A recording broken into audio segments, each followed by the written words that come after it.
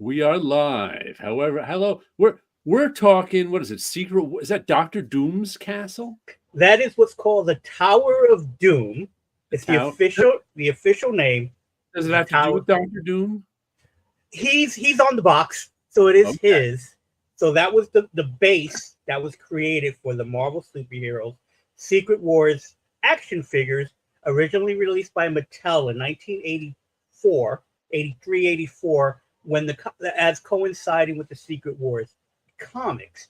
So basically, Mattel wanted to do Marvel toys, and in order to sell the toys, they convinced Marvel, hey, we need to introduce these characters. They're not as popular as the DC characters at the time. We need an event. And Mattel famously had a little meeting, and they said they ran some numbers and said boys like the word secret and wars. So you got to make a title called Secret Wars, and that's Ah, how it began. And then that was written, I believe, by Jim Shooter, right. illustrated by Mike Zeck, Yep. the inker John Beatty, I Yes. believe. Okay. John Beatty was the inker, and that's all I remember of the credits. But this is what I've learned since then in my 40 years of being in comics. That book was at some point rushed. So many people worked on that book were never credited. I've talked Ah. to Keith Williams. He Mm-hmm. talked about inking some pages. I Right. do know that Art Adams inked a page at least, because there's a Right. page with monsters, and you look at it and that looks more like Art Adams' art than it does Mike Zeck. So Okay. I'm fascinated by Secret Wars in general, because Yeah. as you know, that's where I started comic book collecting, all because I wanted to know why Spider-Man changed his costume. Because as the 12-year-old kid, superheroes don't change costumes. Right. That's unheard of for Yeah. me at the time, Well, certainly and unheard of for Spider-Man. completely unheard of from Spider-Man. They would change the artist and the art style.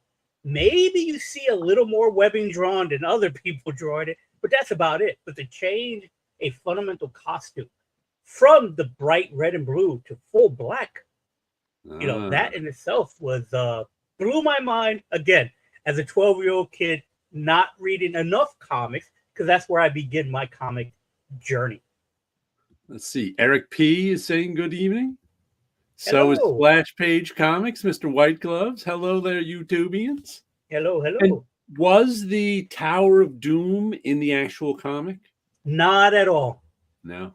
Not at all. So the Secret Wars action figures and toys had various types of toys. So you had the Tower of Doom was the villain's playset, and then you had what was called the Freedom Tower, which was Ah, smaller, which was the superheroes playset, and that was more like a landing pad than anything else.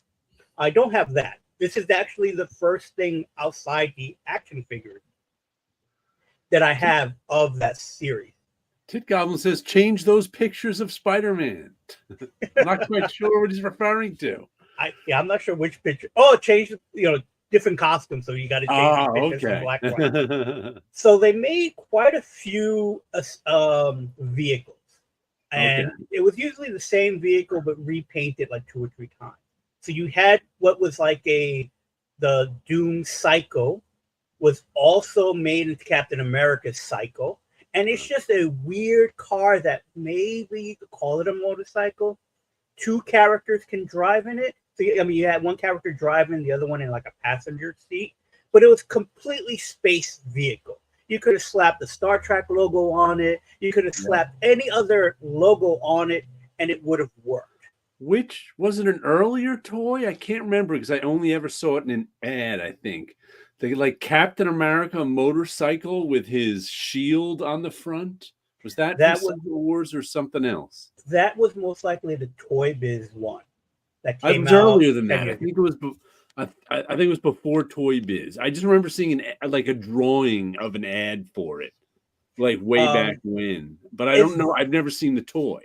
it's very well possible something was made, because I know in that Captain America TV movie, His Yeah. motorcycle had That the one shield in front of it. Yeah, that And that shield was clear. He had like a plexiglass shield in that one. And this one, it was right. his actual shield was like stuck on the front of the motorcycle, which You I know, think that I could don't have been know. a Amigo toy, because not only did Yeah, I don't know. the Mego toys also had small figures as well, and Okay. that had vehicles. So Spider-Man had like a Spidey buggy, a Spidey car. Captain America very well could have had a Captain America Right. It may have been because I motorcycle remember thing. there might have been a spider vehicle in the ad too. So There was a Spider vehicle. There was I think a Hulk Jeep ah. where you could carry the Hulk in. He didn't drive the Jeep, but the Hulk was like in a cage. Those were Migos. So Okay. chances are that's what it But was. they weren't the 8-inch Mego figures, right? No, because Migos not only had the 8-inch ones, they also had what was called Pocket Migos, and they were Okay. just under the 3.75. I usually keep a Spider-Man up here, but I don't see the Spider-Man one right now.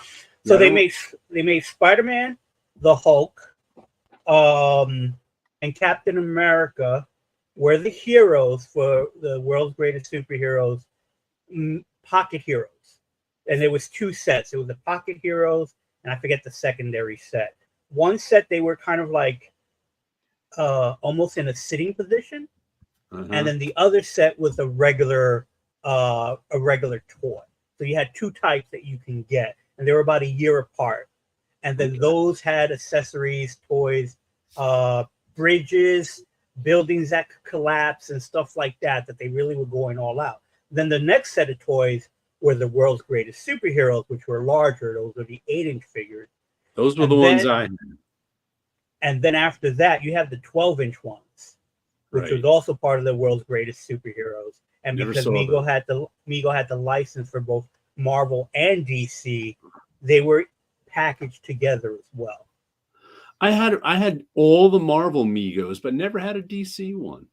And I wonder because I used to get them as like gifts for my birthday or Christmas or something. So it wasn't me picking them out. So I Right. wonder why none of my relatives ever picked out a DC one. Huh. Good question. Because they were all boxed together. Yeah. They usually were displayed together back when they were sold in boxes, and then Maybe later they were sold on cards. maybe they knew I liked Marvel or but I found that hard to believe. Since Yeah. people confuse Marvel and DC all the time. Well, if your favorite was the Hulk, maybe they thought, Yeah. or that's what happened to be on the shelf. Yeah, could be. I just Those, if I remember correctly, those sold for I think anywhere between $3 and $5 back then. So those were like, and they were all over the place. yeah. That Evening was the other thing 62 too. left me blues. Yeah, Well, I think I had all of them. I Spider-Man. They might still be. I think they're still in the closet somewhere. Spider-Man, Hulk, Conan, all four of the Fantastic Four, the Falcon, Green Goblin, the Lizard. That's all I can. That's 10. That's all I can think of off the top of my head. there was Iron Man, Iron Man. Yeah, I had Iron Man and Thor. I had them too. Right. There's 12. Falcon. Guys named him. I had him. Uh, Anyone else? you said Conan, right? Said Conan. Yeah, that's all. I had all 12 if there were 12 of them, but no DC ones. That sounds about correct. Mm-hmm. That there was about 12 of them. I don't have all 12. I have a couple of Spider-Mans. I have a Johnny Storm still in its package. But it's broken. Funny enough, the knee is broken, even though in the package the knee broke on it. I have a reproduction Batman, Superman, and Shazam. And I have a Hulk that I've been rebuilding. And I think that's it. And then I have the 12-inch ones. So I have a Christopher Reeve Superman that I got fairly recently, which funny enough, I got it on eBay for a pretty good price because it was missing one of the boots. And for some weird reason, in my collection, and I think it's when I bought some extra Migos years ago, I had a boot. I had that size boot. Though I don't have, at that time, I didn't have any of the 12-inch figures. and only more, and by recently the last 30 years, when I started making money at Marvel, I would look for on eBay. I would look for Mego stuff and occasionally pick up something here and there. And I know I bought like a little lot that had a couple of characters, and I think that Superman boot was in it. It's like, okay, I have this, and I put it away. And when I bought that new one, it happened to be missing a boot. The costume needed to be clean, but it was a good-looking Christopher Reeve Superman. I think I got it for like $24, $25. Everything else on it was perfect and fine. Again, it was dirty because it was in somebody's attic for years. And so was able to clean it up. And then I remembered I kept having a nagging feeling because I went looking online to buy a boot, but sometimes people don't say what size it's for, if it's for the 8-inch one or for the 12-inch one. And then I was like, I remember maybe I have a boot. And I went looking, and in a box of Mego extra parts, I happened to have the boot. So it was like, something I bought 20 years ago. I happen to remember. It's like, there you go. So I do have a few 12-inch Mego. Did you have any superhero toys when you were a kid, Paolo? No, not a one. No, you were denied toys, or you just wasn't for you? No, toys cost money, and so we did not spend money on them. Okay. Did you make your own toys out of sticks and rocks? No, I made races with Matchbox and Measurette cars. I would have to do a very careful balance of performance to make sure that the subcompacts could race against Porsche turbos. Those Matchbox cars weren't expensive. No, but the Majorettes were cheaper, and they were more available in Portugal in most places. We also had Corgi still did some die casts back in the 80s. There was a Portuguese company that tried joining the market. They ended up morphing into a German-based company called Minichamps. And there were a couple of other minor players, but Majorette was the major player. Then Matchbox, then Corgi. Did you make it to the comic shop this week, Wilson? As a matter of fact, I made it to the comic book shop today. Went in and picked up a couple of books. Oh, and I was able to find a Chris Giarrusso Venom cover. Oh, cool. So it ended up they did have them. I just did not notice them, and I had to look through a pile of books. That series has many different alternate covers, and I think I found the only Chris Giarrusso one that was in that grouping on the shelf. Speaking of Chris, I noticed he posted on Facebook this week. I guess he's coming to visit New York because he's doing an appearance at a comic shop. Oh, okay. I think I missed that. I didn't. At least I'll have to double it. I think it's on the day I have class. It's like this Tuesday. I think it said it was either this Tuesday or it's August. I think this Tuesday, and it's a comic shop. I think it's in Westchester.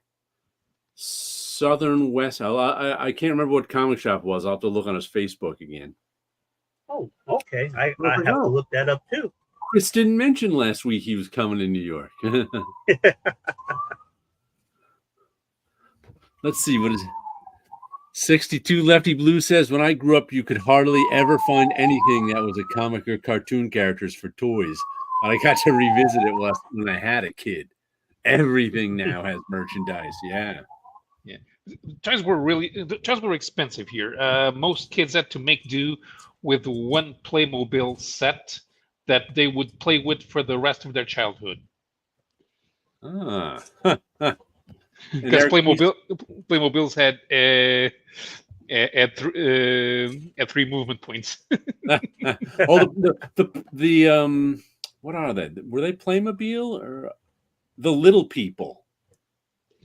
Fisher Price Little People? Fisher Price Little People, which now have some points of articulation.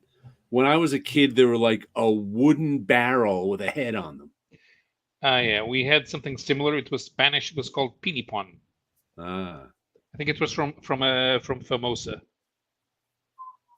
RP says, speaking of Chris Giruso, per the news previews catalog, he has an alt cover for X-Men number 8 in shops December 4. I'll have to keep my eye open for that one. Yep. There's a little piece of paper I can write that on. X-Men number 8. Because it's not going to be in final cutoff for a while. So here's the cover that you showed off last week. Oh, there it is. So Venom War number 1. With the Chris Giruso cover. And a perfect spot if we have them sign in silver or do a remark or something like that there. So I just got back, so I haven't even read any of these yet. Right. But this is one of the books that I picked. Look at that. That Venom War is worth a read. I enjoyed it. Yeah, I'm looking forward to reading it. Venom is one of those characters I do enjoy. And since it is related to a Spider-Man book, I'm pretty sure I'm going to have fun with it. What was funny is I was looking at the freebie that they gave out for the Marvel catalog. And Venom War is one of the main things that they're advertising. And it's a event project. So, of course, there'll be other Venom War things going on. That's how I missed the first Chris Giruso. There were so many Venom things coming out. I missed the Chris cover on that one. So you have Venom War symbiotes. So it looks like there's a zombie tie-in. Venom War Venomous. And that looks like Black Widow has a symbiote. So I guess everybody gets a symbiote. This is like you get a symbiote. You get a symbiote. That reminds me, then they were giving hammers away to everybody that one time. So Venom War Wolverine. Venom War Venom Deadpool. War Lethal Protectors. I may read Lethal Protectors. It's like every Venom miniseries title ever gets a Venom War version. Venom War Carnage. Wow. Venom War Spider-Man. Like, I wouldn't mind if that spilled into the regular Spider-Man book, but instead of and then just having the story in that, but instead you have to read those issues. Well, not have to, but it's like if you want to read how Venom War affects Peter Parker, you have to pick up Spider-Man Venom War 3 or 4. I got to find the other 2. Then this was something that's interesting that I was looking at on the train home. Mystique is getting her own book, and this is the funny thing that I always felt about Marvel. I don't know if DC does it, or maybe they do it more nowadays, is that when a character becomes popular, they eventually stop being a villain. They become an anti-villain, and then they become a hero. And I guess there's nothing wrong with that, but it just seems like almost every popular X-Men character, villain, is now a hero, and then now you got to create new villains, and they're usually not as good as when they were villains. So let's talk about the mess that was Krakoa. We always called that wrestling villain syndrome, by the way. When a heel turns, or right, when a heel turns babyface, because that was where, when we were kids, we first noticed it. Once a wrestling villain got too popular, he turned into a hero. This is in like the late 70s, early 80s.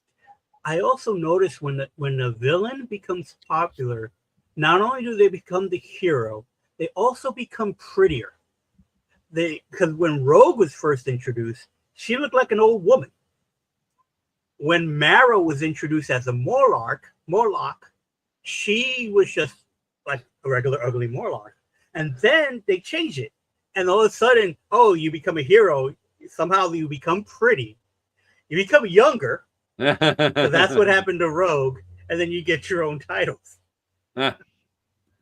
Let's see. Eric P says, I'm thinking about picking up Venom War. It's Jeff, number 1. What were you thinking about? I think regarding Rogue, I think Claremont complained that Michael Golden made her look too old. Also, Salvio Buscema when she appeared in Rom, because she was always supposed to be a kid. She was supposed to be introduced in Miss Marvel, but the title was canceled before that. Okay.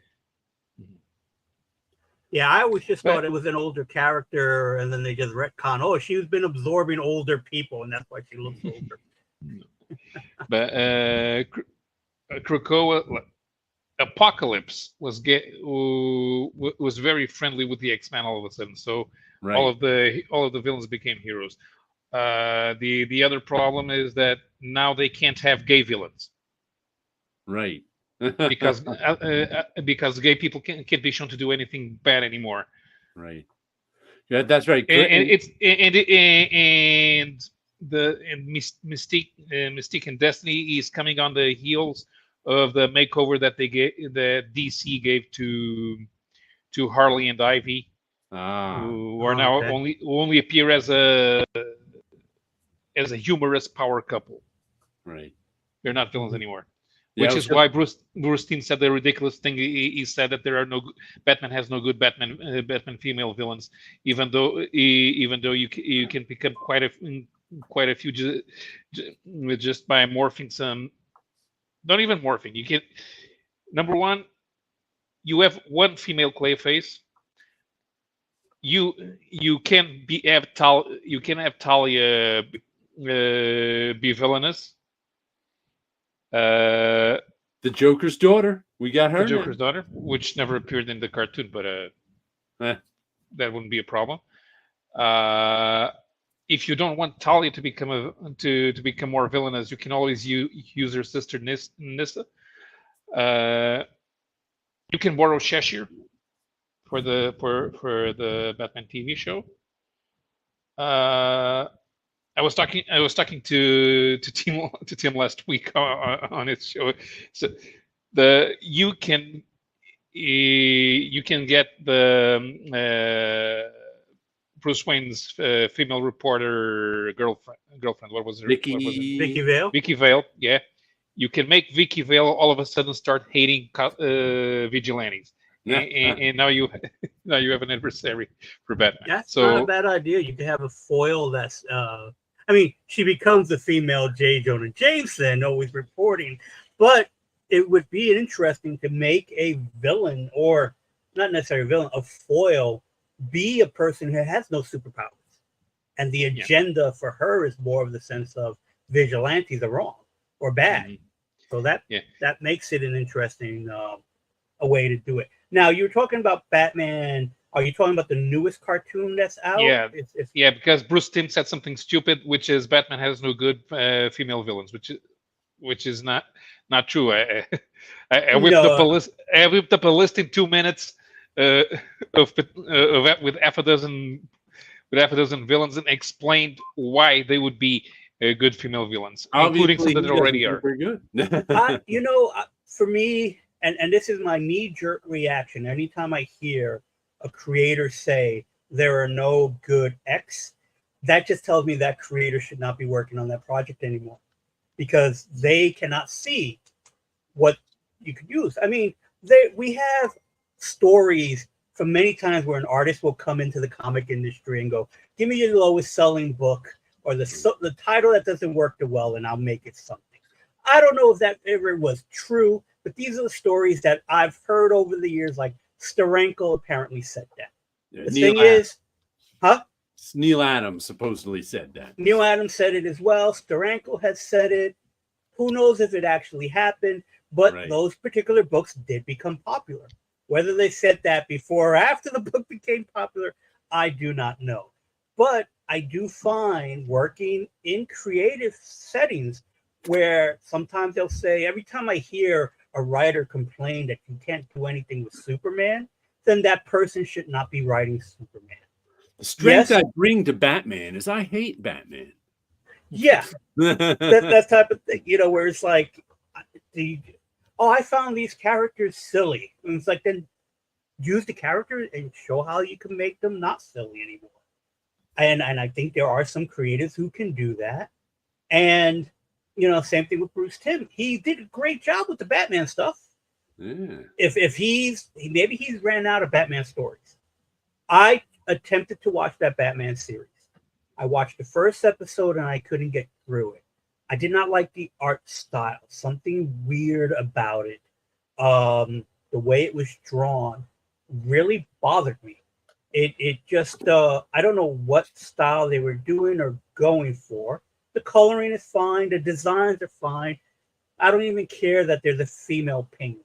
That's neither here nor there. It was just the way the artwork was presented that I just did not like. And it took me right out of it. And I think that the artwork style may be way too simple, but not simple in the correct way. Not simple in like the Alex Toth way. And that's not even simple. It's just that there's a cartoony look. I don't think it's working for me in this Batman series. As an aside, I never thought the Penguin was a good Batman villain. And Tit Goblin here asks, anyone in comics kick the bucket this week? Not that I noticed. This week? That brings up something I wanted to say, that a Local Man, issue number 13, another good issue by Tim Seeley and Tony Fleece, the writers. Tony Fleece is the artist, Brad Simpson on colors. And another good issue. I'm enjoying it. I'm not quite sure I understood the ending, because there's the basic story. First I'll go over this, then I'll go the death tie-in.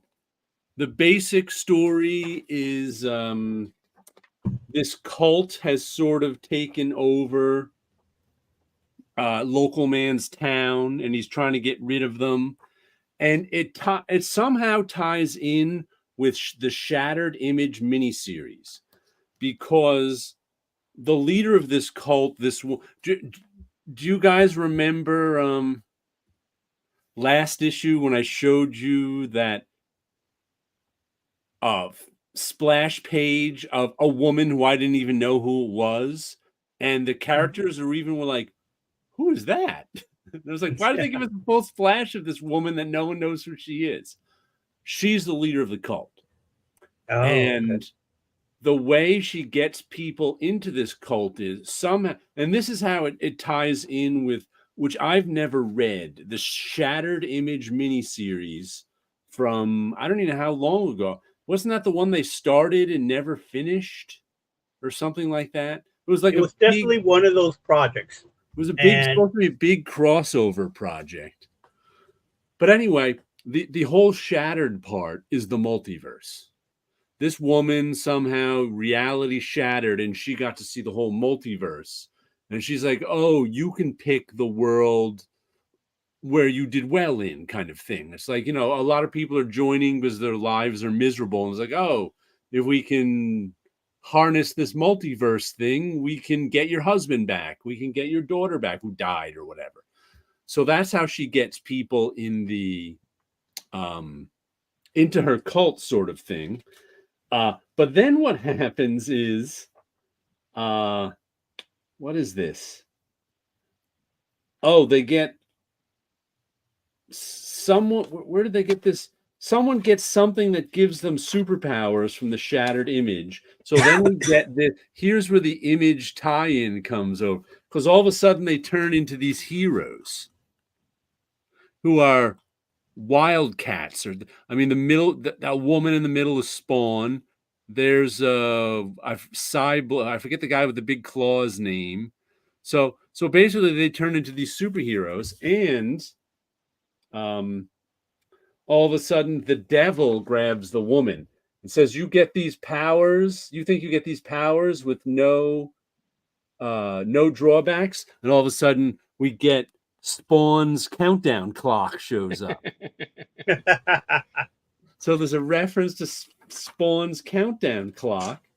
So then she ends up, and they give us, at a couple of different times, they give us that image from the Dave Sim issue of Spawn with the multiverse and all the characters. But these aren't the Marvel and DC heroes. These are just kind of. One of those is Max. Yeah, one of them is Max. These are like all the old Image heroes, I think, in multiverse. Yeah, one is Bit. One is Zealot. One is a Teenage Mutant Ninja Turtle. One's Elektra, right under the turtle. Yeah. Oh yeah, Electro with the. That's Zealot. Oh, that's Zell. Oh, she has those Oh, too. okay. So we get all that, and then the Spawn woman somehow sacrifices herself because her clock's running down anyway. And this is clearly a Savage Dragon reference Yeah. because that's how he started his story. So she sacrifices herself and everything is normal. And I'm like, huh? I'm not quite sure how that all fit together. Because But now there are zombies. No. No. Then at the very end, we had someone new in town show up who I don't know if this is the woman who was Spawn or not, just because she looks like a generic brunette. And she's showing back up into town with no memory or not, but that's spring at some time later. So I'm like, That's I'm not most sure likely of her. all these Image Comics references at the end and how it worked. But eventually they defeated the woman and everything was over. And I think he put her in the cage with all the other. I'm like, not really sure how all that worked. I'm sure the writer had some idea how that all ties in. Yeah. See Shattered Image 1 through 4. I saw my love ripped from this universe to a more awesome world. So I think this woman who's the villain is someone who lost someone in that Shattered Image series and became a villain because whoever her true love went to some better universe. But it was a good story, but I don't think I got all the reference. I think there was more references at the end there than I was capable of getting. And It how has to does be a image zombie. Yeah. Imitation is the sincerest form of flattery. Yeah, I think Tim Seeley and Tony Fleece must be big early Image fans. This is second chiefest is Flowers.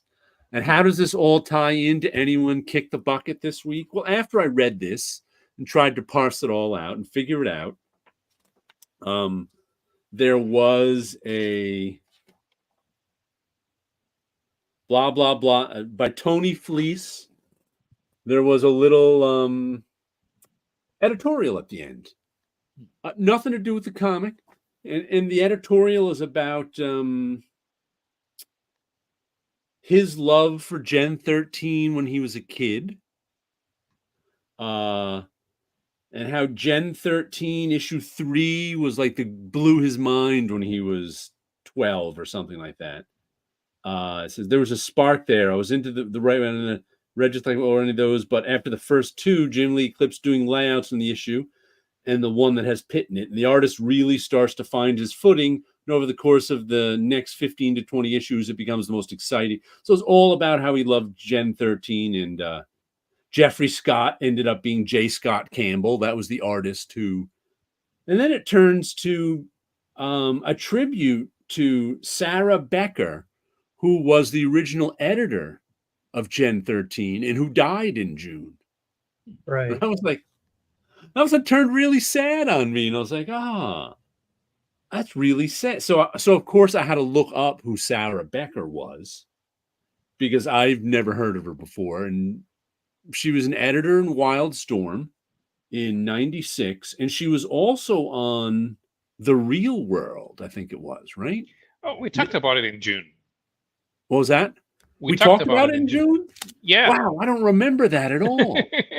We briefly mentioned it. I had to go looking to see it because I worked for Wildstorm at the time. And I did find some emails where she was CC'd on. Okay. I remember that now. Yeah. I didn't realize that we talked about her.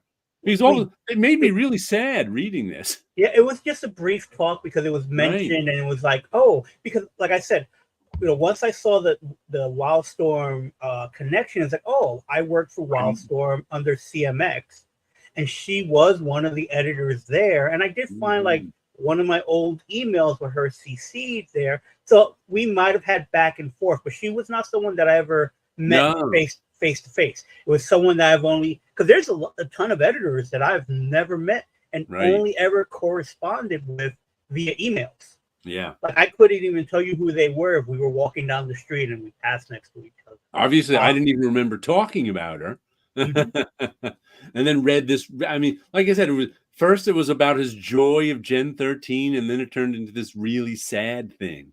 Mhm. And No, I think, what was I that? remember we talked about it because you had mentioned the real world thing. Okay. Because I'd forgotten about, and I didn't realize too that she had committed suicide.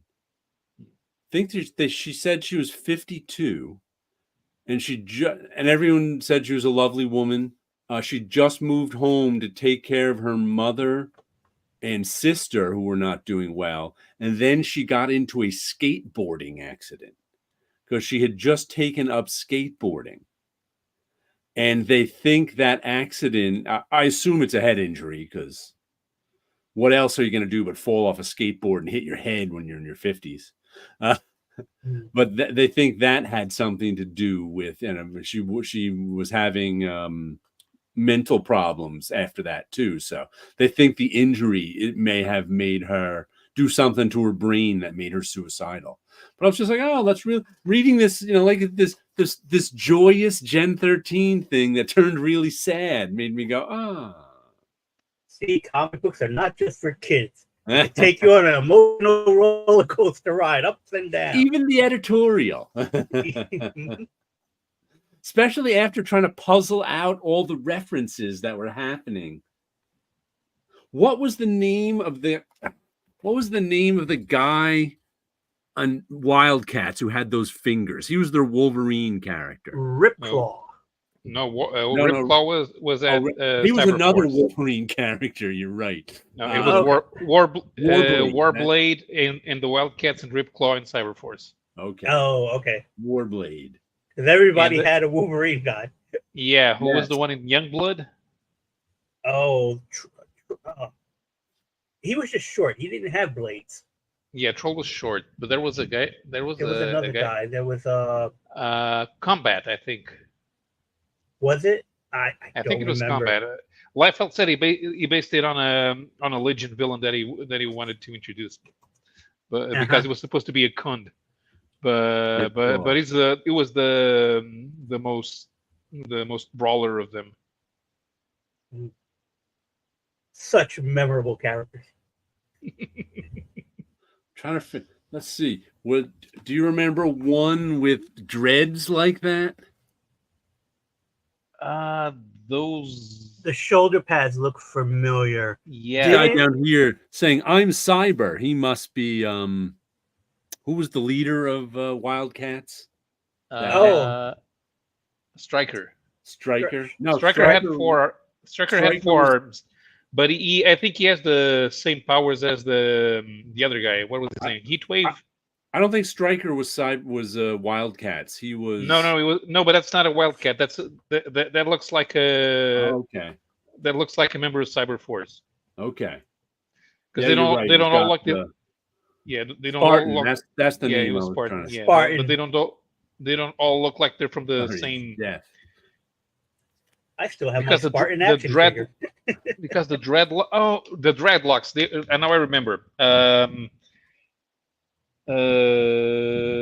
Wait, do I remember? He remembered for a second. Oh yeah. The Cyberforce spin-off, codename Strike Force. It was the brawler from that one. Okay. Yes, there must be some, and I don't know. Yeah, nobody remembers codename Strike Force. It was the Brendan Peterson comic. And I'm not sure who this woman is with that arrow on her chest. Look familiar? That doesn't even look familiar to me. No. Velocity? Could be. But waving her hands had that lightning, yeah, but she didn't have things in her hands because she just ran real fast. A hero. District attorney, girlfriend, my love. Now I want to read Shattered Image and see what that was about. I'll have to try and find it somewhere. Do you have copies? I don't think I've ever got that one. I vaguely remember. Was that the one that was supposed to be? It says the issues 1 to 4 must have come out since it says to see them. Right. The Shattered Image might have been a second crossover event. Yeah. Because there were a couple of crossover events, and then there was a few that just sputtered out. Because there was one that like all the original guys were supposed to do. Right. That was the one that I think sputtered out. Yeah, that was that was 1963. Yeah. No, it was 1963. They were supposed to do the annual. Oh. There was supposed to be a crossover they did. Yeah, and because all of their characters would appear in the annual to contrast the Image with the. I think that was with the retro universe. Okay, so Shattered Image did have 4 issues, and they came out in 1996. Oh, okay. Okay, yeah, they do appear. I think there was another something. Man, Tim Seeley and Tony Fleece must be really big fans of that stuff. Eric P has issues, we can tell.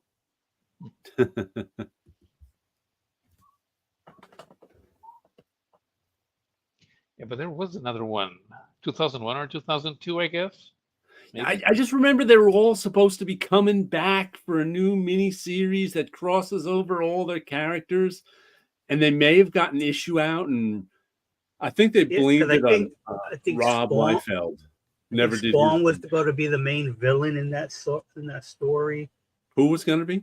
I think Spawn was supposed to be the villain in that story too, if I remember correctly. And yes, I vaguely remember that it was Rob that dropped the ball on that, but I don't know.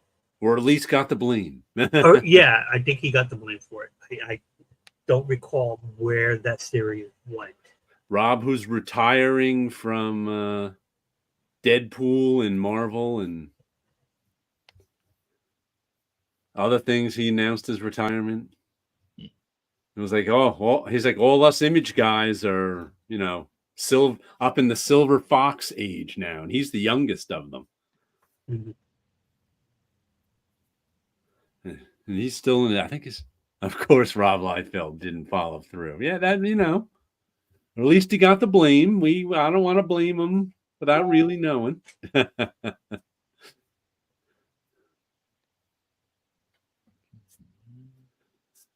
You're still trying to look up Shattered Image there, Paolo? Yeah, no, Shattered Image did come out, 4 issues.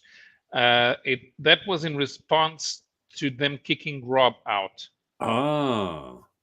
What made the crossover irrelevant was Jim Lee selling out.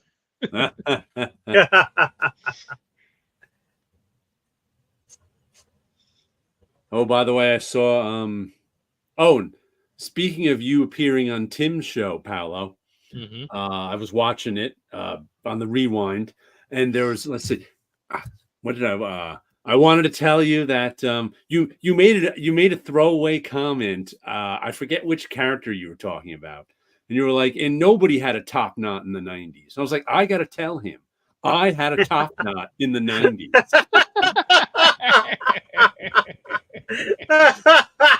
When at one point before I grew all my hair out, I had the back long, the side shaved, and the top spiked. And I wanted to grow it all out to one length, as it's been ever since I've been lazy ever since then. I can't bother cutting my hair. But until it grew out, when this was short, I used to wear it in a top knot. So I was like, I got to tell Paolo. I was the guy who had a top knot in the 90s. I can't remember what character you were talking about now. Man bun soccer hair. It was not big enough to be. It was a top knot. It was nowhere big enough to be. I don't have full enough hair to have a bun. I believe there was a Shattered Image 2 scheduled. That may be it. It definitely looked more samurai than man bun, and not a samurai with chopsticks through their hair. I did not have enough. I do not have thick and luxurious enough hair for that.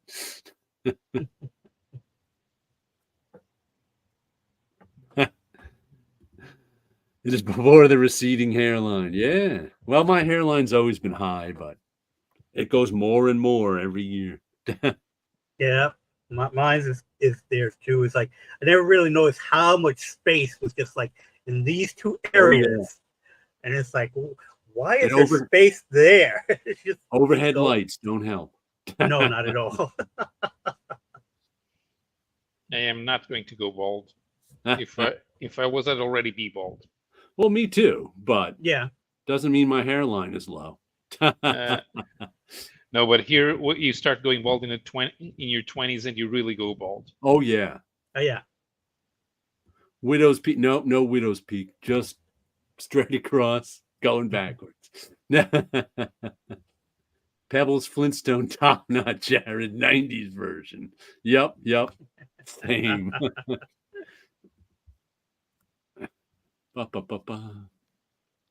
Speaking of the past, right before Image, I picked up the facsimile of Amazing Spider-Man issue number 259. I was looking at that one. That cover, that's very Ditko-esque. Yes, very much so. This is when Ron Frenz was doing a Ditko-esque Spider-Man at the time period, especially since it was flashbacking about the relationship between MJ and Peter. And this where you find out it's kind of like basically MJ's origin, so to speak, of like her troubled past, how she grew up, and then the whole living with Aunt Anna, and eventually being neighbors to Peter. It pretty much gives that whole story. And then the Hobgoblin is the main villain. This is in the middle of trying to figure out who the Hobgoblin is. And very much Ron Frenz doing kind of a Ditko-ish type art style at the time. I saw that one on the shelf and I was like, why are they reprinting this one? Then I saw it said, first time back in the old classic costume.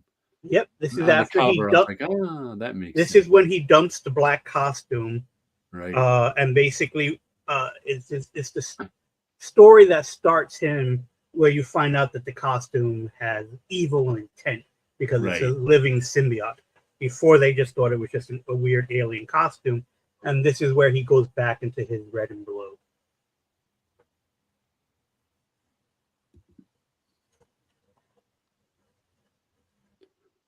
Who is that? That's a tribute to Sal Brodsky. Sal Brodsky. Nice. And what's cool about this one is this one has an ad for Secret Wars. 62 Lefty Blues have two brothers that are bald, so I don't have to. And Friar Tuck says, no pictures of plenty of pictures of 90s Jared. Mac, you can see early 90s Jared with when I had my hair really spiked on top in that MTV at Marvel on my YouTube channel. And there's the Secret Wars ad. There it is. Now I remember a question I wanted to ask about Secret Wars. Why did all of the toys have shields?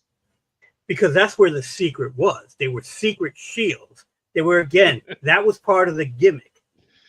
They would use, and so in the back of the toys, they would have a little comic strip.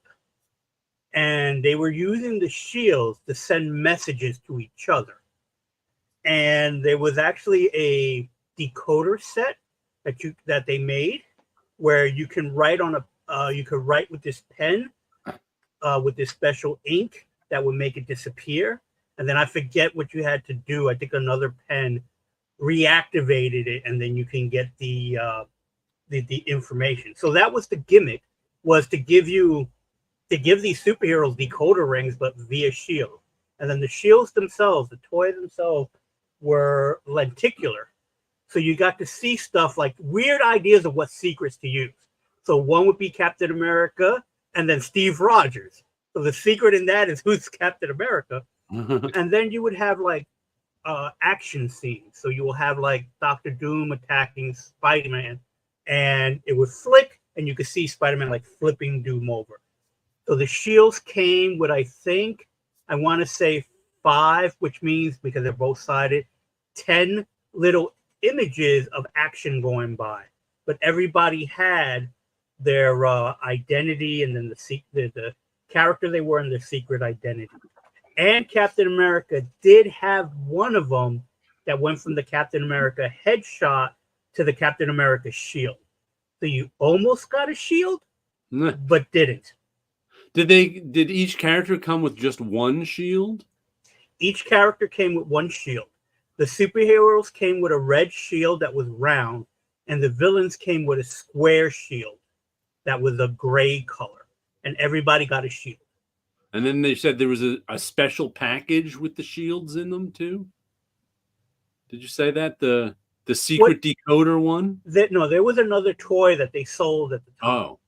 That may have come with an extra shield, because sometimes you would buy a tie-in toy and it would come with a shield. All right. And it would just be a generic shield. But the decoder thing that I was talking about had like a disc, so you could write whatever the number you wanted to do, a special paper and a pen, and then you could write it out. It would be invisible ink, and I think there was another pen to activate it. Then you could see what the code was, and then you have to decipher the code. But that, I think, came with a little extra shield. The shield really was just an extra accessory, and the codes didn't work with that. But that was the whole kind of the gimmick of the toy, was to show these shields that had the lenticular image on it. And that was all because was it the Hasbro people said that boys like secret in a toy name? It was Mattel. Mattel did a focus group, and they said young boys like the word secret and the word war. And because and those two together, that has to be part of this. And then that became the Marvel branding. Right. So sometimes it didn't have to do anything with the comic book. The toys, by the way, the toys did start with the Secret Wars story. But the toy branding, what I understand, the intent was to release all Marvel superhero characters, whether they were in the Secret Wars comic or not. It's going to be its branding. Anything that had Marvel, the branding was going to be Secret Wars. Hence, there was a card set, there was a sticker set, and even the release of the toys, not all of them were in the comic book. And unfortunately, the toy line only went 3 seasons. The 3rd season was not released in the United States. They were released overseas. And so those toys are the hardest ones to get, which is Iceman, Constrictor, and Electro. Those are the most expensive ones because they did not appear in the United States. They were released overseas in other places. Where in America, you had, the regular superheroes, Spider-Man, Captain America, Wolverine, the first Wolverine toy, Daredevil, Doctor Doom, Dr. Octopus, Baron Zemo, Kang the Conqueror, and also Falcon with Red Wing, and the Hobgoblin, not the Green Goblin. The Hobgoblin was the character currently messing with Spider-Man at the time. And those were the ones released. Unproduced ones was going to be the Hulk, Stu Richards, were the ones that were rumored to be like they were prototypes made but never released. And unfortunately, the toy line ended and it kind of stopped there. In the comic book, you had 21 superheroes, and they never made all 21 heroes. And like I said, there was a couple of characters, which is Falcon, Daredevil, Iceman, Baron Zemo, Electro. They were all not in the Secret Wars comic. They were only released as toy. Constrictor was the other one that was like, they made them, but they weren't just part of it. But like I said, that was going to be, if it was succeeding, it would have just kept going. Kind of like the Superpowers line eventually tried to do all the DC superheroes, and they went further. I think they released 30-something characters before that line ended. And these were a good 10 years after Mego closed their doors, or after Migos did their superhero. So there was a 10-year gap in superhero toys. Oh yeah. So Mego was the head of it for so long and owned both Marvel and DC, the toy line at that time. I remember people who were my age, me included, who were big Mego fans from our childhood, were so disappointed with the tiny Secret Wars toys. Yeah. We were just like, oh. I was just at that cusp end. Oh yeah. Because I had Migos. I had, when I was a kid, I had a Mego Lizard, and I had a Mego Lizard, and I had a Hulk. But I also had Flash Gordon and Ming, and I think that was it as a child, that the Migos that I had. I may have had the Lone Ranger toys as well, and then after that was Star Wars, was the big thing for a while, and they made, Kenner did make 12-inch Star Wars figures, and then everything went after Star Wars. Everything went down to that small size, which is very close to the Fisher Price action people, which were the regular, were the 3.75 figures that Kenner basically kit bashed into making the prototypes for the Star Wars toys to take photos of, and then they eventually did their own models. Yeah, I can remember. Though I was, those toys weren't aimed at me, and that's what you realize too. I think I may have been a freshman in college when I saw the Secret Wars toy on the shelf. And it's kind of like, oh, cool, superhero toys. Then you kind of look at them, they're kind of crappy, and you realize, these are aimed at kids, not me. Yeah, definitely. They're 5 points of articulation. Deflating moments. You're like, oh, I'm too old for these. They're not trying to sell them to me. And Mego did try to continue doing some smaller toys. They did Eagle Force, I believe, that was similar to G.I. Joe, but these were like die-cast metal, smaller toys. And another new comic I got this week out of my, I think, 6, Usagi Yojimbo. And this is issue number 279, or The Crow, part 5 of 5. So it's the end of this story where Usagi has to team up with some bounty hunters to take on a whole large band of bandits.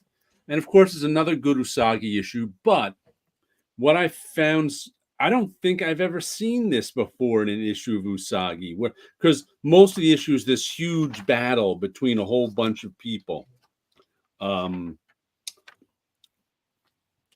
And what Usagi usually does is people die and they have this little skull come out of them.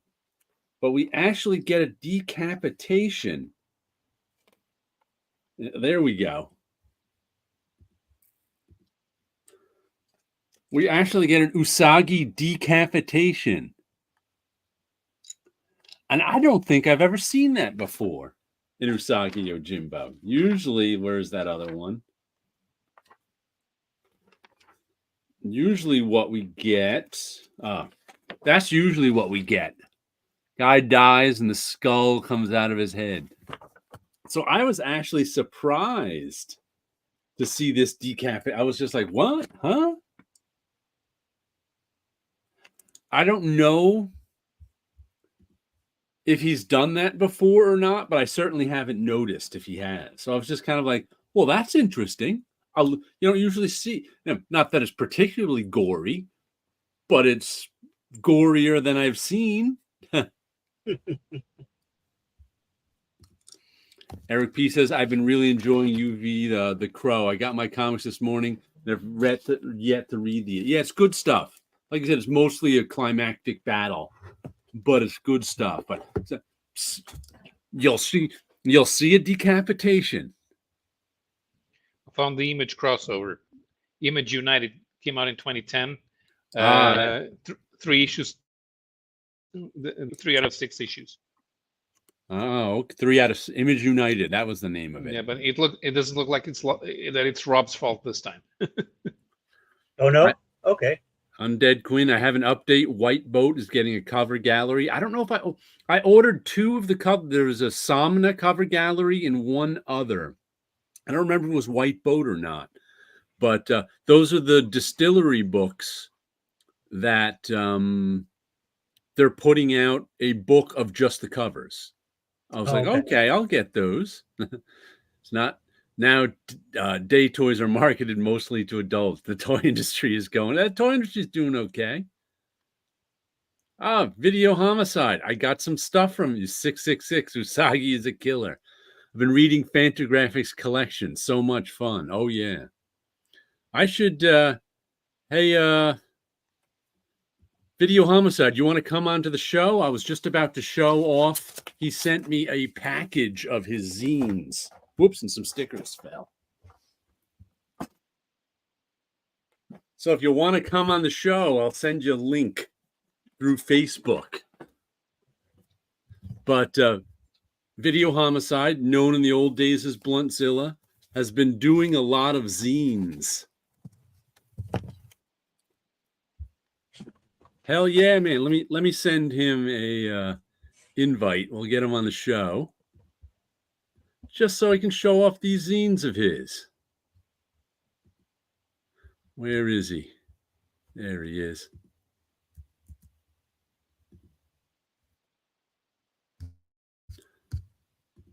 I just sent you an invite, Ricky, to through Facebook, so pop on. Todd McFarlane revitalized toys. Do you remember when Todd McFarlane first started his toy company? What were his toys priced at? Like $7. Something like that, $7.99. Everybody was like, ooh, $7. And McFarlane was like, I think there's place in the market for adult toys placed at $7. Yep, because he was making little statues back then. Very limited articulation. But they did look good. Yeah, and sure enough, there was room in the market, and now like $7 is like super cheap for a toy, and everything looks like super detailed. Oh yeah, he definitely changed the Todd McFarlane toy gone down in quality. Yeah. Also in the new previews Dark Horse book, the Marvel Comics covers of Jack Kirby coming in January. I'm definitely going to check that one out. Okay, that looks good. Speaking of books coming by, I did see in the IDW their free books that they give out. I did find in the Godzilla section the Godzilla Monster Theater, which is going to be having that Great Gatsby crossover. Oh, okay. Sherlock Holmes as well, the Time Machine, and I think maybe Dracula. Because they don't really credit it, but that looks like that would be Dracula. The giant D on his cape. Yeah. So it looks like it's a little crossover type of thing with different literary works of fiction that are in the public domain.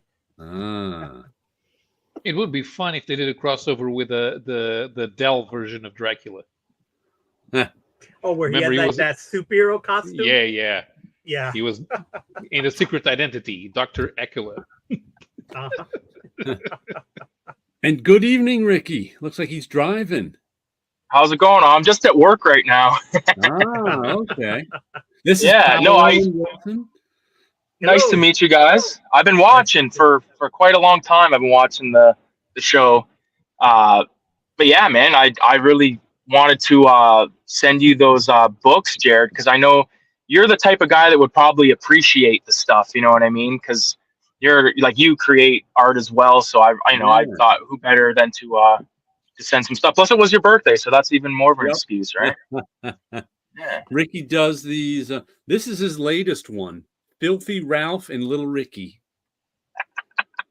You can one shop. You can catch this on Instagram. You post them, right? Yeah. And so the idea is every Sunday is to post 4 new panels, and that story is complete. I have 2 new stories in the mix. They're not completed yet, but once I get one of them done, hopefully by the end of the month, I'll be able to start doing it Sundays again. But that's really fun stuff, man. But and there's also they're very sort of underground influenced. So there's Very much. Lots of rated R stuff in there. Yeah, it's very 18 plus. Yes, yes. Yeah, I'm actually going to be doing or having a table at a zine fair coming up in September here in London. So I'm excited for that. It's actually the second time I've attended this place. It's the second time I've had a table. So, and last year was pretty crazy, man, because it is like sort of explicit and stuff, but the people that were buying it the most, well, I didn't sell a lot, but I mean, the ones that I was selling to were old ladies. They love it. They love it, man. I'm telling you, because like it happens in a library, so I think there's a lot of people that are just kind of like walking through that they don't really know what's going on, and oh, this is cute, this is funny, and I'm like, okay, $3. Another one of his characters is Filthy Ralph. Yeah, that right there you got is the first issue. That was the first one. First issue. You see that EC Comics influenced cover. Let me see. You got Filthy Ralph #2. Yeah, and that cover is actually an homage to a Italian horror film called City of the Living Dead. Ricky's also a big horror film guy. Oh, big time. Video Homicide is his YouTube channel where he talks about horror films a lot and comics and making comics. Oh yeah. You will write that down and look it up right afterwards. You went to film school too, didn't you? I remember seeing some stuff years ago. Yeah, I went to film school, and that ain't saying much because, like, okay, they taught us some shit, but the most important thing, they didn't, not a fucking lick of how to get a job. Oh, yeah, that's because nobody knows. Exactly. They're like, oh, here's 3-point lighting. By the way, you'll never get work.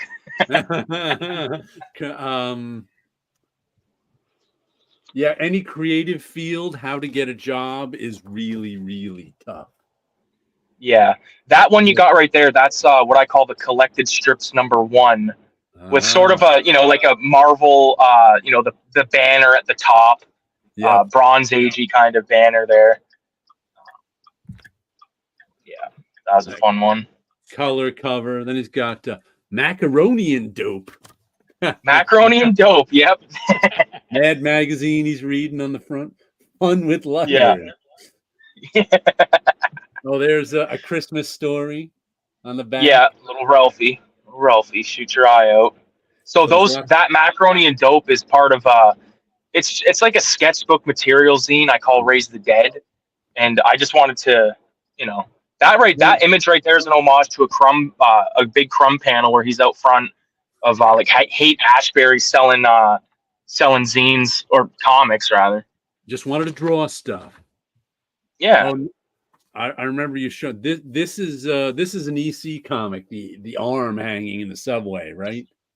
Yeah, so that cover's by my buddy Radioactive Blob Fuel. So he does and that back cover's by me.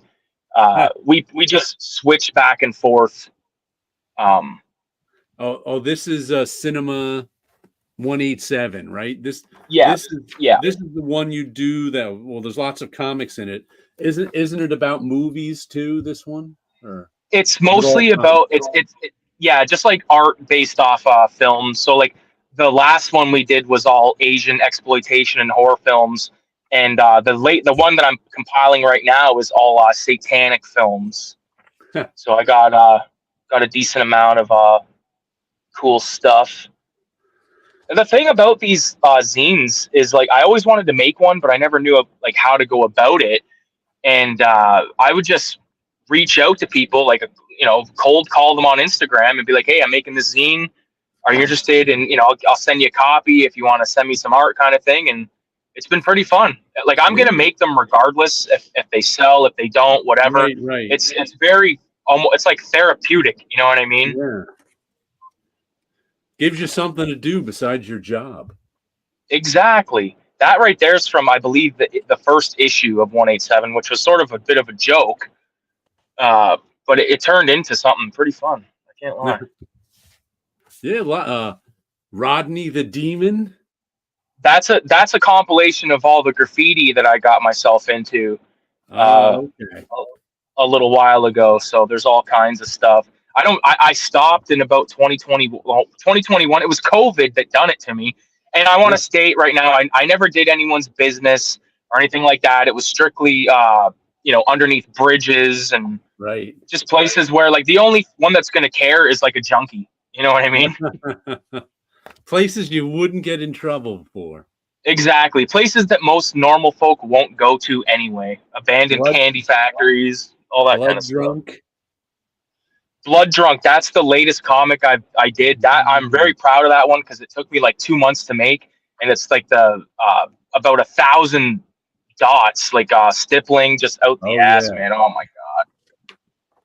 And the pages were the biggest. You want to do that with Zipatone or something? I know. That stuff's hard to find around here.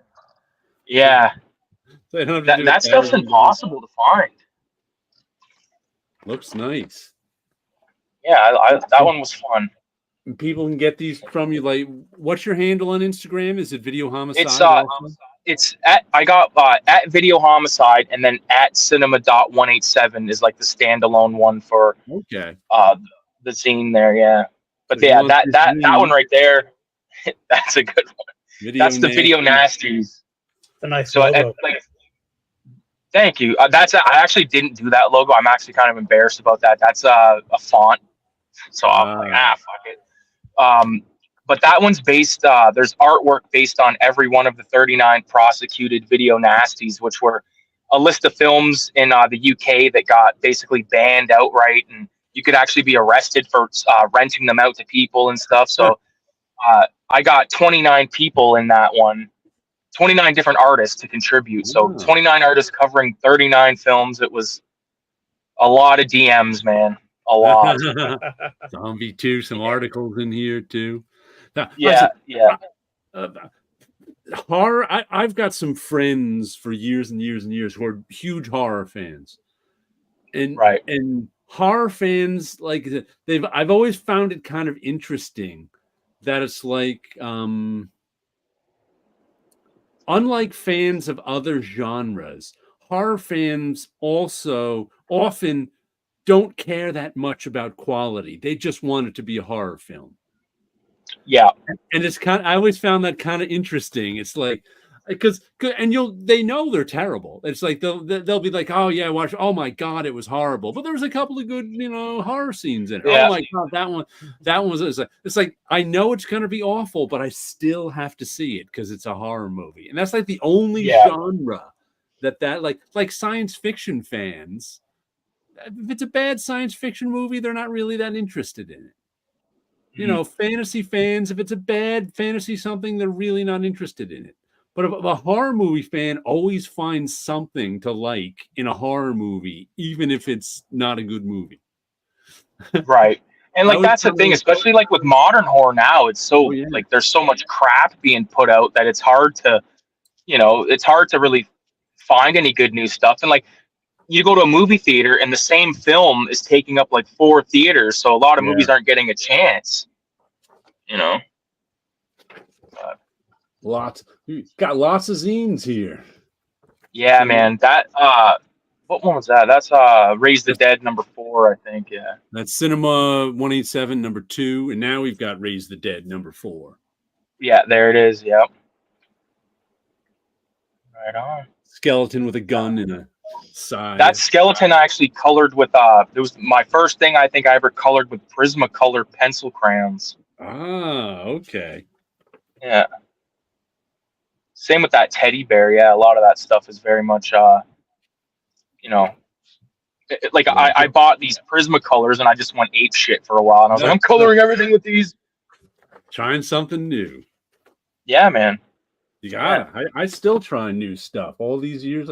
It's hard trying new stuff sometimes. Oh yeah. Oh, definitely. Because it's like, ooh, if I'm using this medium that I know how to use, I can get this done in 4 hours. But I'm going to try something new, and it's going to take me 2 days, and it's going to suck. I was like, oh. Hey guys, I got to take off though, man, because my phone's at 1% here. So I appreciate you for having me on. Thanks, guys. I like I said, I pop on usually every Friday just for a little bit just to check it out. So Yeah. keep doing what you guys are doing, and you guys have a great night. All right. Have a All good right, one. take Thanks care. for the Good having Yeah. you. Yeah. See you guys. Bye. Bye. Yeah, he's in Canada. So Oh, he okay. sent these all the way from like a big stack of zines too.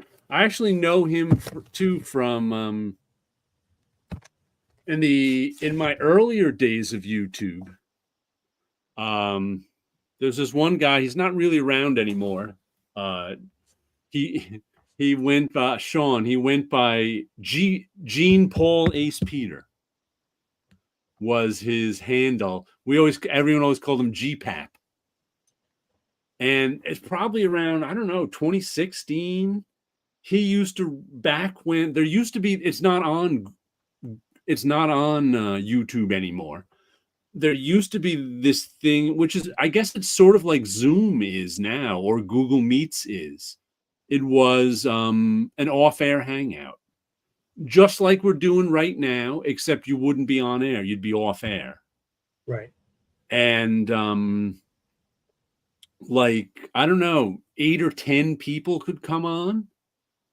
And Sean GPAP just used to have it on all weekend.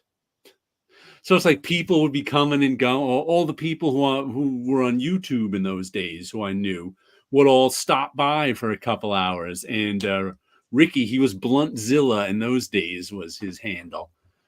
He used to come on too, so I know him from those days. We used to hang out and talk like a group. We just hang out and talk for a little while, and then you'd leave, and other people would come on, and it was actually a lot of fun. Those off-air hangouts. That's cool. But It's I good to got see a lot of zines are, to read. that fanzines are still being made. I remember Hanley's used to have a section Yep. for fanzines. He made some stickers of Garbage Pail Kids, Nice. his own ones.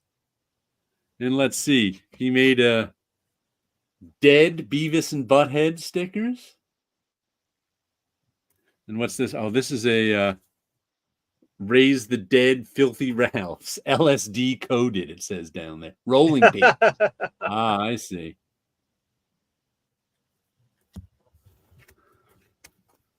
But yeah, he's like, I want to send these to you. I'm like, cool. So I just got them yesterday.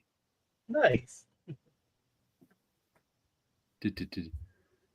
50 or 75 cents cover. Not bad price. Yeah. Nice, RFP. Per the solicit, 175 classic Kirby covers from 61 to 64, including the cover art from the issues of the Avengers. That's one I'm definitely going to get. The Marvel Comics Jack Kirby book. Like I said, I just like any book of comic book covers. Though I especially I think it's repetitive to do a book with the superhero covers. I'd be more interested in a book with the non-superhero covers. The not only the monsters, but also what they did with the that would be fun. The few romance titles they still had, and the hopefully the 4 or there's 5 some in there. Yeah, the 4 or 5 war comics they still worked on. Well, but I must say, I prefer the covers to have the logos and trade dress on them. Not every book of comic book covers does that, especially this day and age.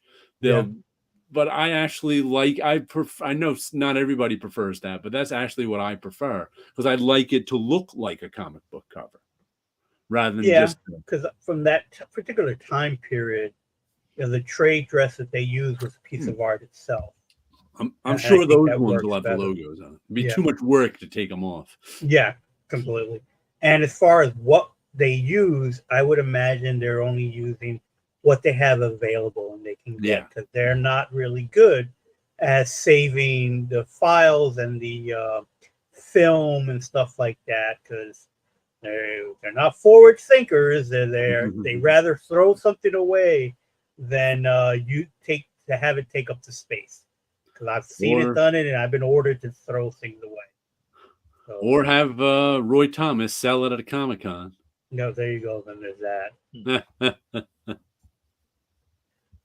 Roy was on the Dollar Bin Bandits this week. Yeah, I saw that. I still haven't watched any of those Dollar Bin Bandits. I keep meaning to, but There are going to be 175 cover. They can't be just the superhero comic covers. Well, let's hope there's more stuff. They almost apologized to the viewers for letting Roy talk about events without challenging him. Oh, see, that's one of the reasons I'm not too excited about. I'm like, no one's going to challenge. He's just going to say he invented everything and whatever, and they're just going to go, okay, because otherwise you don't get the interview.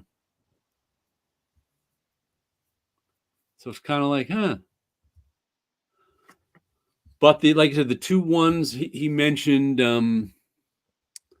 what was it? The White Boat. I can't remember if that was the second one I ordered. I remember Somna because Distillery, who I've said before, I don't know who their comics are aimed at, because that's one. If I'm interested in one, I'm just going to wait for the collected edition, because I don't want those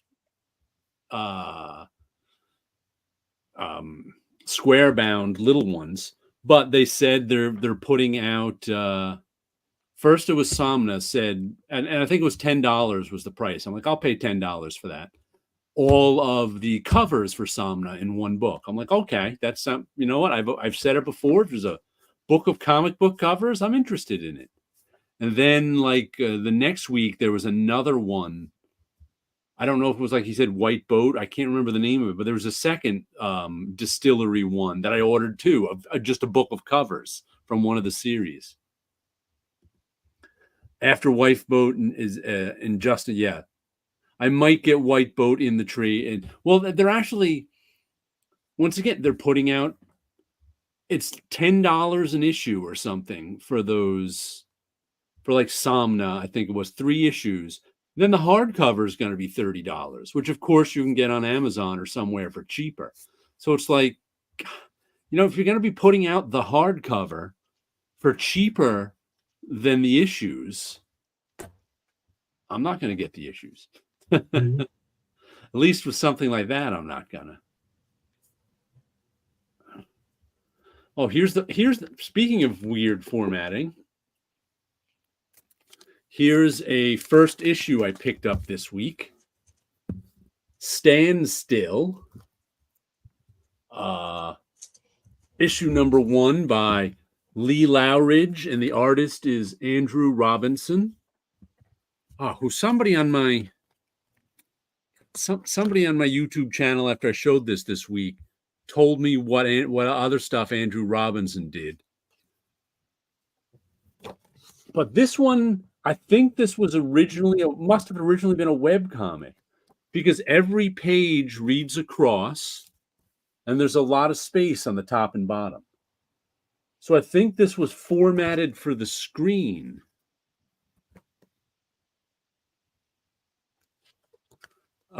Thick book, must be at least 48 pages. Obviously, we get 2. Those look like, but there's a lot of room on the top and the bottom, and that looks about like a computer screen. But there is absolutely no editorial information in it, so I don't know. And it's number 1 of 8. This one was $5, but like I said, it's thick and heavy, and it actually read pretty well, and I enjoyed it. It's the story of, at least I think it is. It starts out with the classic guy confronting a biker gang, and he's just running his mouth off to the biker gang, and clearly something's up, because he's not afraid of this biker gang at all. And so they're like, well, we're going to kick your ass, buddy. And then the next thing you know, he's just gone. He's like over at the bar going, oh, you're going to kick my ass? They're like, how did you get away? So the lead guy pulls out a knife. And then the next thing you know, everybody in the bar is cut open. So it turns out that somehow this guy can stop time. So that's why he wasn't afraid of the biker gang, because he could stop time and just get out of there.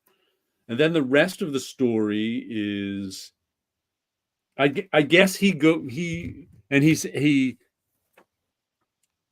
and I guess he's using his superpower to help people out, and he was helping some family get revenge on this biker gang who did something bad to them. I forget exactly what.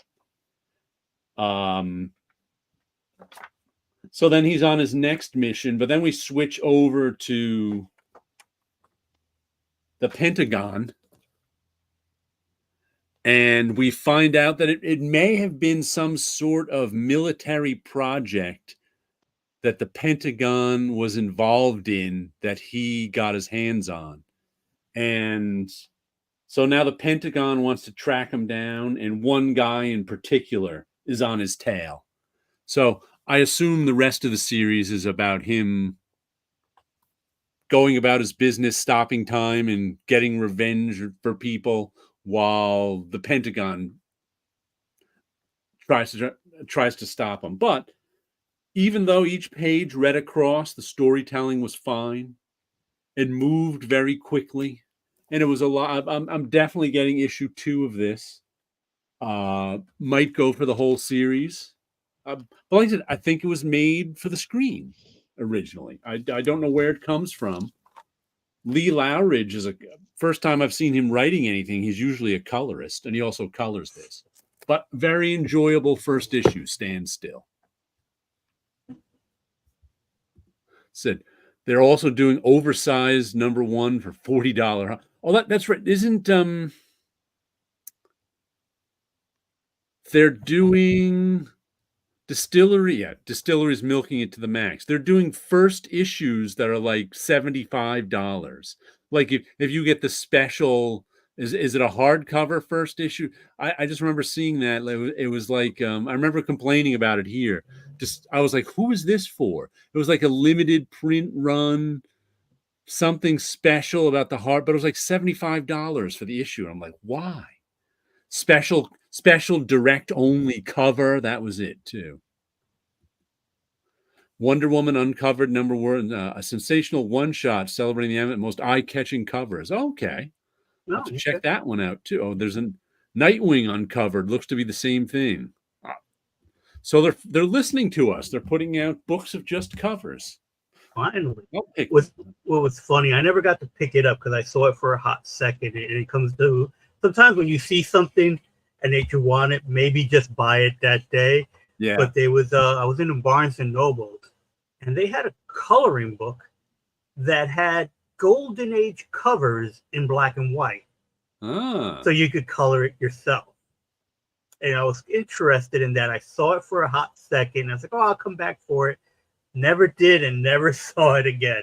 I don't want to get this right now. I'll pick it up next time. Yeah, been there, done that. Yep. And it was like, never saw it again. But I do like that they are making these cover books because I enjoy just looking at it. Because it's not only, it's a snapshot of that time period too. What were they thinking? How they were designing it? So that's the kind of fun stuff with it. Do you know what book I did that with? I just flashed back. The late 80s. I'm in the mall at Barnes and Noble or somewhere, and I find this art book, the historical book of erotic art or something like that. And I just happened to pick it up and flip through it, and it was really nice. All this erotic art through history. And I was like, oh, that's so cool. I should get, but I may have even been in college still. So it's not like I could pick up $40 art books like that. Right.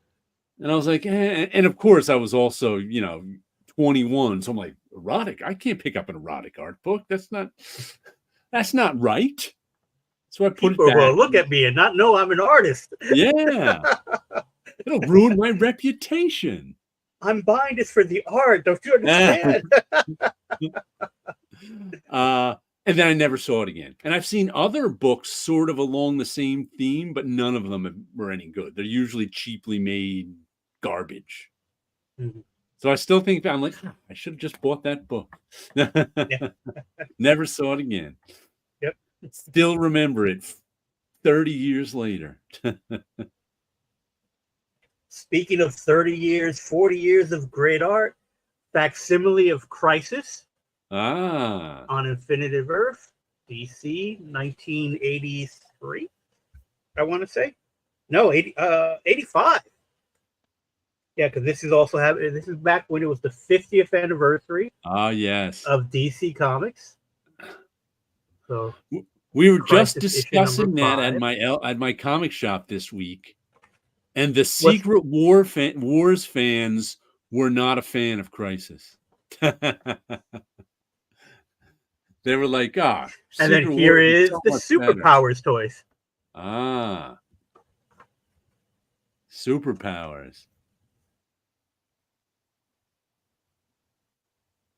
And Superpowers was the toys that were being put out by, I want to say, Kenner. Yep, it was Kenner.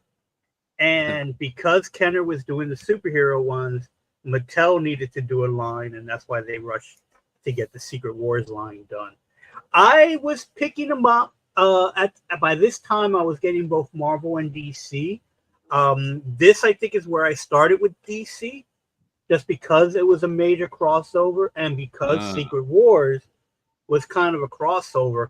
I wanted more books with so many superheroes, not knowing what's really happening in this series until we start reading. Who cares if you don't know what's happening? It's got all those superheroes in it. That was the great part about it. Not knowing who these characters are, having their Earths disappear. Again, reading comics at a time where things were being destroyed and worlds dying, and again, mind-blowing, because they don't do that to superheroes. That's insane. By the way, I even remember this ad. By the way, my main criticism of Crisis then and still now is the villain was weak. First of all, the Monitor is just a terrible name. Yes. And then the Anti-Monitor. Oh, that was even worse. Was bad on top of that. It was like the villain was so weak in there that I never bought into it. Mm-hmm. Call me the Monitor. What are you, the whole Monitor? Undead Quinn says, and nowadays they sell nude covers. Times have changed.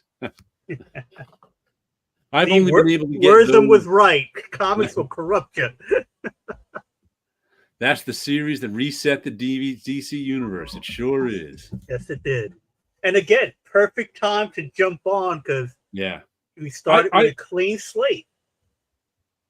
The real question is, did Roy Thomas create the Monitor? Says Eric B. Who wrote that? Was that? This is Marv Wolfman. Marv Wolfman, okay. Yeah, Thomas was nowhere near this thing. This is all Wolfman. You would think they could have come up with a better name than the Monitor. It's like, I'm monitoring you guys, so be careful. Yeah, but the other characters, the Herald of the Monitor was called Harbinger, because, Harbinger of things to come, which I guess, again, learning from comics, I had no idea what that name meant until I read it and then had to go and look it up. Though I must confess, I always liked saying Harbinger. No one ever appreciated that joke. I would say that every time the Valiant comic would be around. Who wants a copy of Harbinger? I tell you, sometimes my comedy is wasted. Don't quit your day job. The other number one I got, which I'm not quite sure if I ordered this or not. When I got home, it wasn't on my pull list order, and I didn't remember it. Detective Huge, But just because I don't remember ordering it doesn't mean I didn't order it. But this one has got a very, very weird premise. And this is by, who's this by? Adam Rose and Magenta King. And like I said, a very, very weird premise. Well done comic, though. I enjoyed it. The premise is, and this all happens before the first issue. The reason it's called Detective Huge is because a few years ago, whenever that was, Omega event, 40 years ago, the Huge awake from their subterranean slumber, disoriented and disgusted to discover the spread of humanity. The cost of war is severe. In order to avoid mutually assured destruction due to the largest population of Huge erupting from beneath Australia, humanity is asked to evacuate the continent. The huge sovereign nation of Brobdingnag is born. So basically, the Huge are this race of giants who seem to be, they're like 100 feet tall, who all of a sudden awoke from under the earth to find humans everywhere. Went to war, and eventually the dust settled, and they all the Huge live in Australia. And one of the things they do to trade with humans is they transport humans. Where is it? It's like the Huge might be even bigger than they're pictured, because where is a picture? It's like the Huge put like these big baskets on their back and carry the humans across the ocean, because they can make it in a few hours. Where is one of them carrying a human? But it's just so weird. Oh, there it is. There is a Huge carrying humans in that and they just like walk across the ocean. There they are trading for whiskey and rum. So that's our setup. What a weird setup. Right. So now the reason it's called Detective Huge is because now this human detective and one of the Huge's detectives are working on a case together, because I don't even remember it has something to do with a couple of the Huges have disappeared, and they can't just disappear. They're gigantic. So they don't know where they went. And it somehow ties in with something to do with humans, which I can't remember. And there's this guy right here is a human that thinks he's a Huge. That's his particular mental illness. And I think the case has something to do with his mental illness too. So now Detective Huge is teaming up with a human detective to try and figure out. It's just such a weird setup. But most of it is played like a straight detective story. There are times even when like the Huge detective doesn't talk like some alien Huge guy. He makes like cultural human references that a regular detective would make. And I was like, how would he even know that? But they're just played like normal people. It's just so strange. I enjoyed it. It was well done. But it's just such a weird concept. And Who publishes that? Titan Comics. So maybe it's European. Have you ever heard of Adam Rose and Magenta King? No. They don't sound European.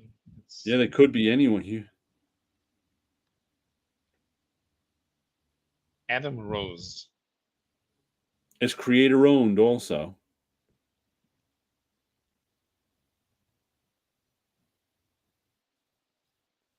No.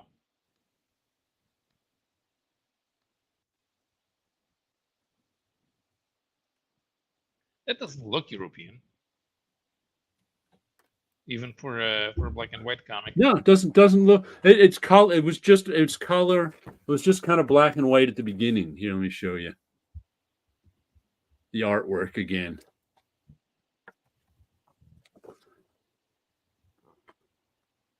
The artwork looks sort of general American indie artwork. Mhm. Doesn't look particularly European.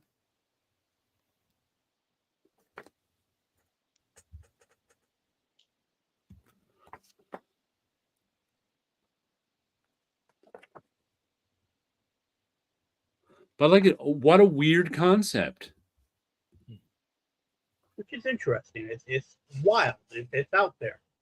Yeah. Like I said, I enjoyed it. I'll probably get a second issue at least. It's only a $4 book, so that's good. Cover A by Paul Pope and Laverne Kinderzewski. Had it Kindzierski. She's Laverne Kindzierski. She's the one who usually covers Craig Russell's stuff.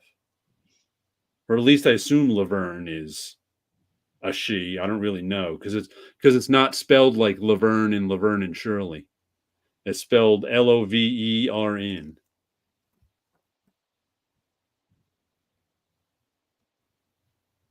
But weird concept, but well pulled off.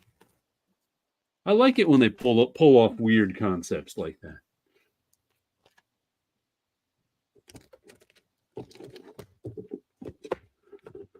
What else did you get this week, Wilson? I got this Uncanny X-Men.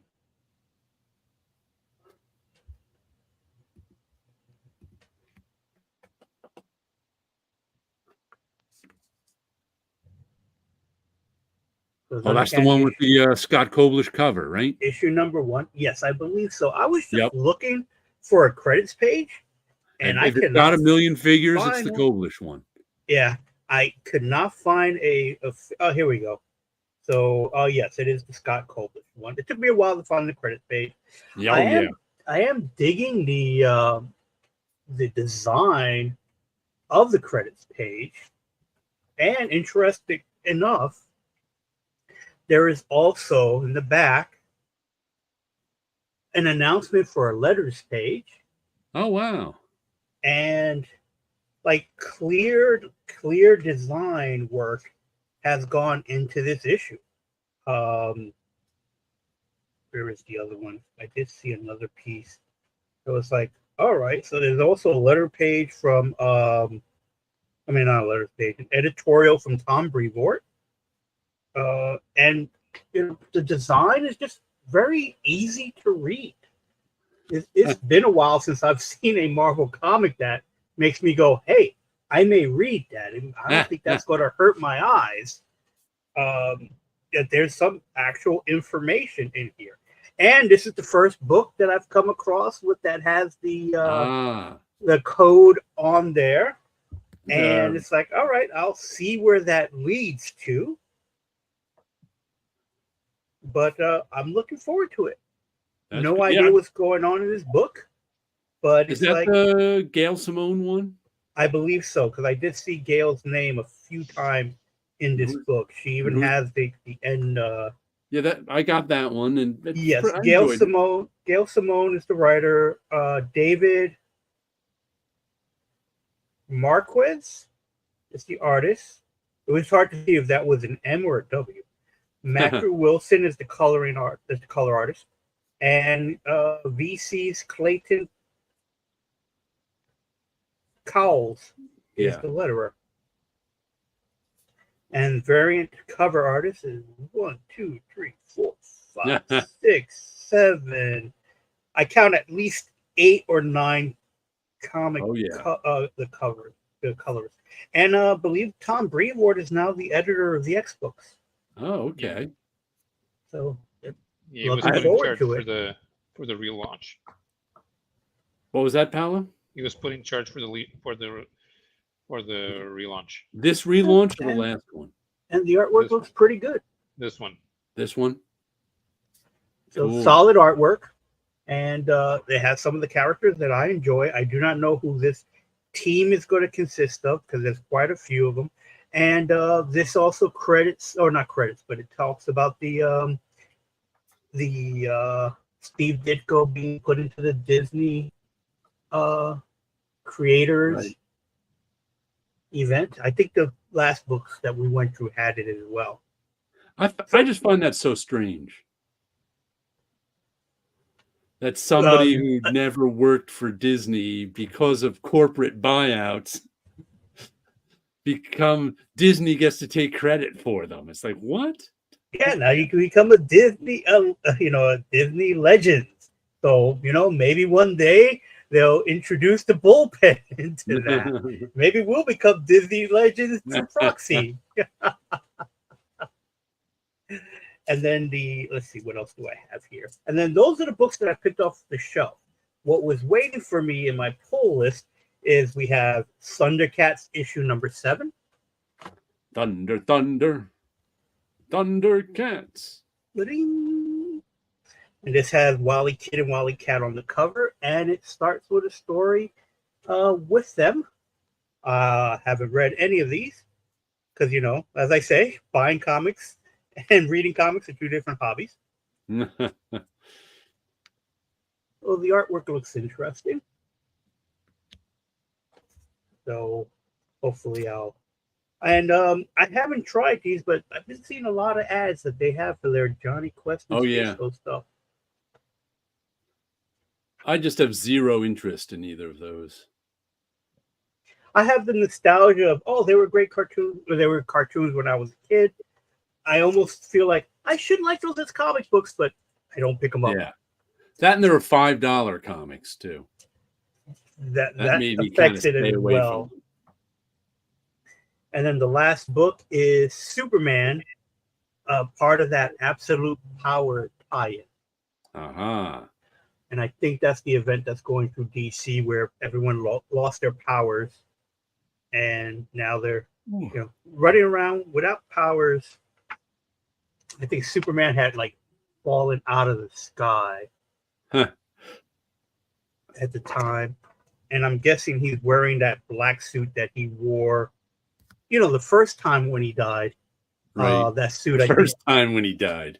That just helps him revive or something like that. Because he was supposed to be like a Kryptonian healing suit.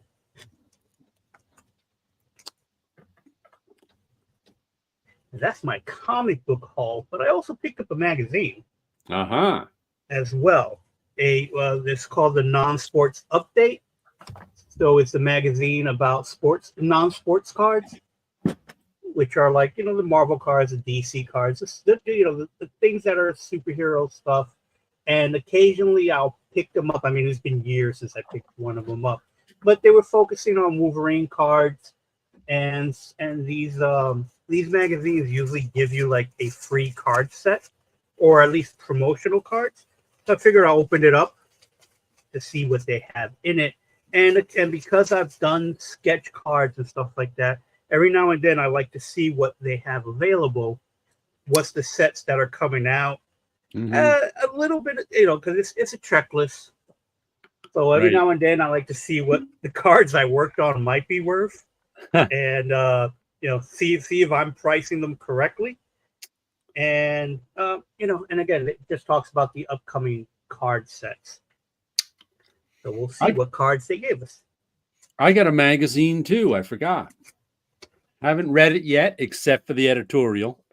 I picked up Alter Ego, the John Romita tribute issue. Of course, because Wilson and I used to work with John, so I saw this one and was like, "All right, I got to get it." And it's like so it's like an interview with him from 2000. And a bunch of people giving reminiscences of him, and I think some other interviews that are old. There's John and Virginia. Virginia was my boss at Marvel, John's wife, and it's just got lots and lots of John Romita, but of course. The first thing I had to read was the editorial by Roy Thomas, just because the editorial of in the Neil Adams tribute issue, the editorial by Roy Thomas was so bananas. And we talked about it here for like an hour and a half when I first got it. But this one's just a nice little, though there is one interesting little thing he mentioned. It's something like, he's talking about what a nice guy John was. Where does it say it?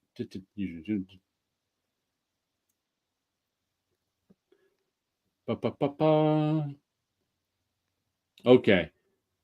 He, John Romita, never seemed to chafe, as I know I would have in his position, over the fact that Stan delayed far too long in giving him the title of art director that he deserved, because Stan wanted to hang on to the title himself for as long as he could.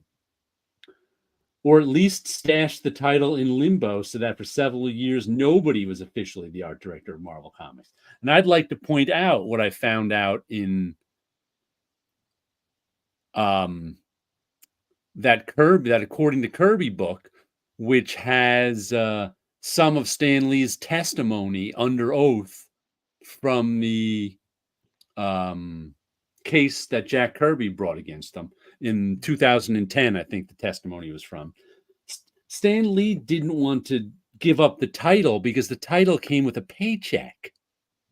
I remember mentioning this before, that Stan Lee got paid as an editor at Marvel Comics, and he got a second salary as art director of Marvel Comics, which I always thought he just had the title or whatever. No, he had 2 salaries from Marvel Comics. That's what he testified under oath, that he was pulling down 2. That's why John Romita didn't get that art director title, because Stan Lee didn't want to give up that second salary. So that reminded me of that when I read that. But other than that, it was just a sort of normal panel. I haven't read any of this other stuff yet. A panel discussion tribute to John there from a bunch of people. So, I got it just to read about John, of course. Zena Brody and Phyllis Reed. A pair of DC romance editors. Okay. But yeah, I look forward to reading that one. I have to pick that one up. I did not see that on the stand when I was looking at the magazine stuff, so I got to grab that. I'm a big fan of John's, of course, and like you said, we worked with him.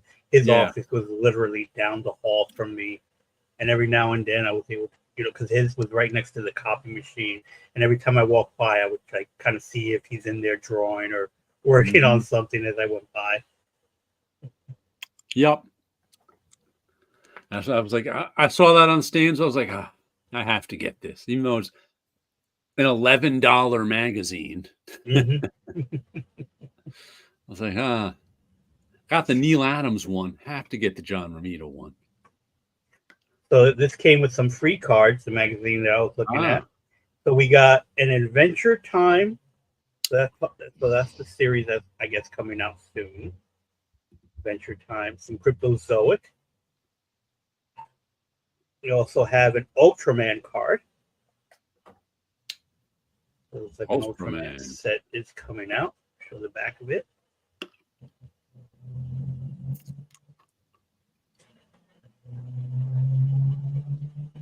Lighting here. There we go. Looks a lot. Cryptozoic has made a lot of card sets. Yes, they have. I worked with them when they were doing the DC 52 set. And then they also did a set that was for the Comic Book Legal Defense Fund.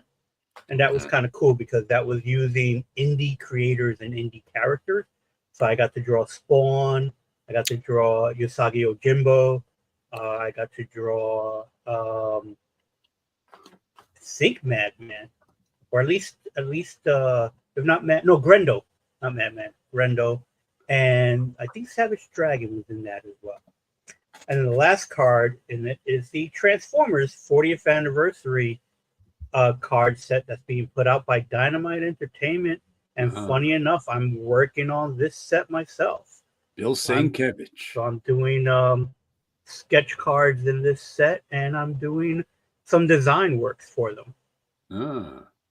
So I don't think I designed this promo card, but I did design some of the other promo cards in this set. Robots in disguise.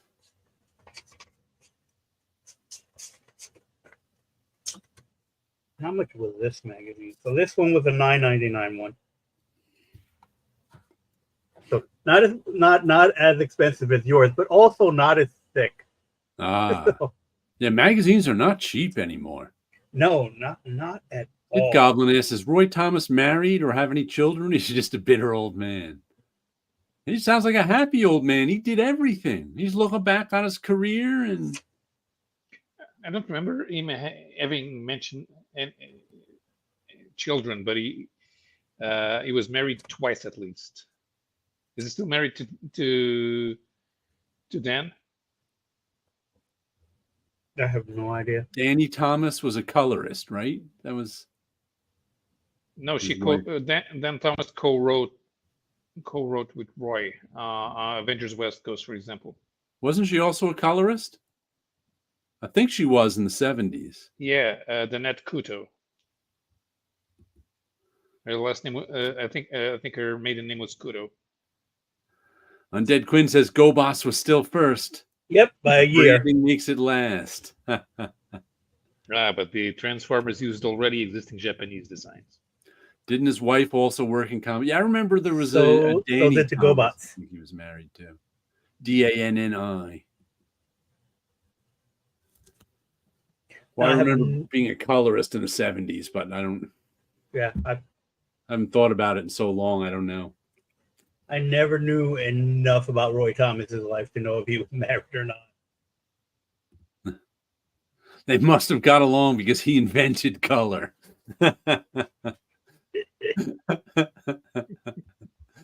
It's true. He said, you know what? I'm tired of this black and white. We should have something other than that.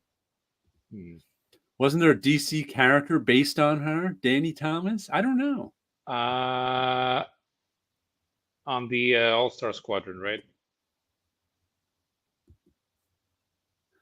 Could have been. There's a lot of people on the All-Star Squadron. Was that on their Young Gallants? Let's see. All-Star Squadron. Who was on the All-Star Squadron? All-Star Squadron.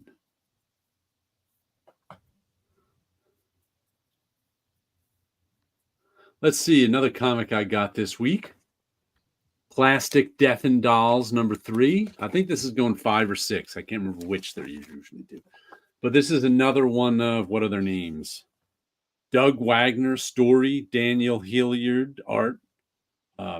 Michelle Madison, color. Ed Dukeshire, letters. Another one of their zany serial killer stories. So this guy, he was starred in the first series, Plastic, which I never got. And he's a serial killer. And I think he works in a diner, and this human trafficker gang comes up and messes with him. I assume he's going to kill them all by the end of the series, but he hasn't yet. And the FBI come to talk to him about some local murders. That sort of fun stuff. But like I said, I bought their last 2 series, Vinyl and Furries. No, it wasn't Furries. Something with fluffy animals. Those 2 were both good, so I'm on to this one now. Kind of like how Big Barda was reportedly based on Roz Kirby.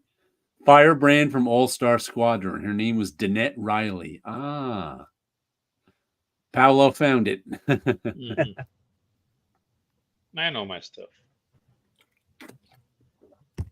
Oh, I have to show you my 3 new Chris Geruso covers that came in.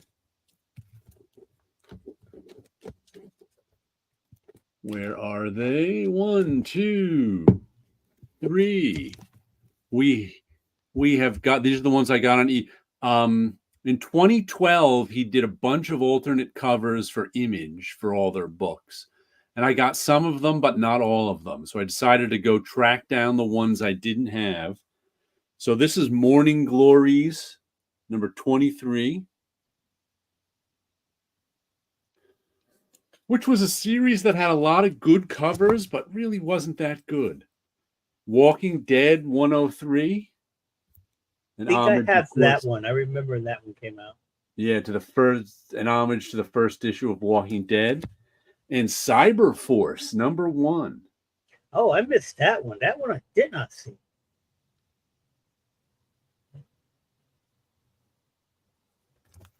These cost me, I bought them from one seller. With shipping and tax, they were $18, so that makes them $6 a piece. Glad to add them to the collection. And I'm glad I found them all from one seller. Otherwise, they would have tossed me, $10 a piece. Yeah, exactly. Yeah. Very And cool. Somebody commented on my video just today. I don't know who the commenter. I don't think he was one of my regular commenters. And he said that he's from England, and when this came out, he was vacationing in Florida and saw this cover and picked it up and bought it. And this is the only issue of The Walking Dead he has. It's the Chris Giarrusso cover. What's the interiors look like on Cyberforce? Let's see. Who's doing it?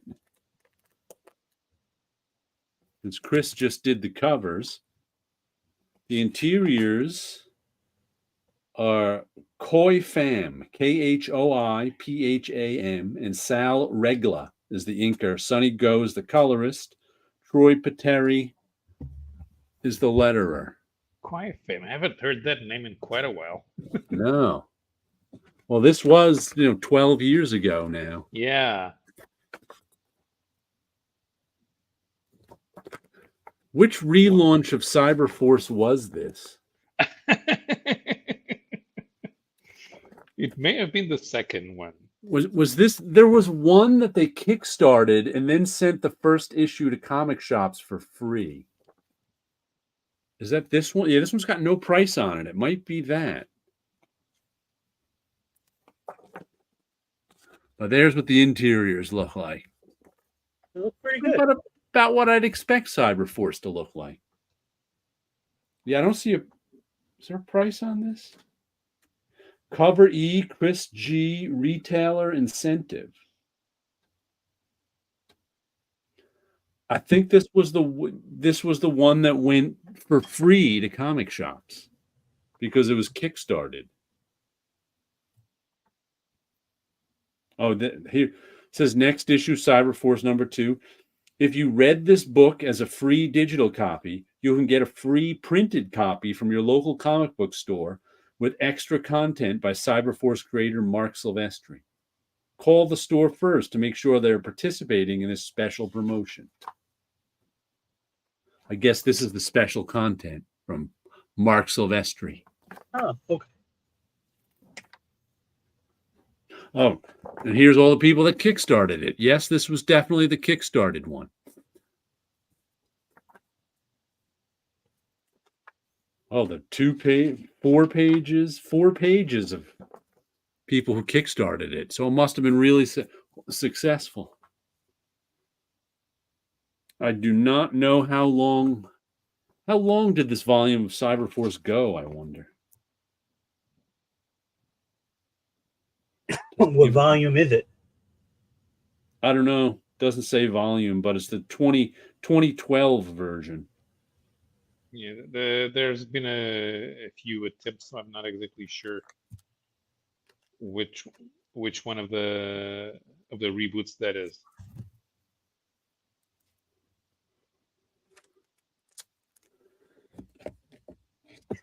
Speaking of Kickstarter, have you seen that Larry Hama has one called Mounties versus Werewolves? And he's doing it with Guy Duran Sr. Okay. So it's Mountie David Lawrence battles ancient werewolves in the Canadian wilderness. 48-page debut issue. And he has it on Kickstarter. The gold is $35,000, and they're up to 22,000. So they have 373 backers, and they have 21 days to go. Ah. Let's see Undead if I Quinn can- says that's volume 4 of Cyberforce. From 2012 to 2015, it lasted. And there's a link to Guy Dorian Sr. and Larry Hama's Kickstarter from Wilson.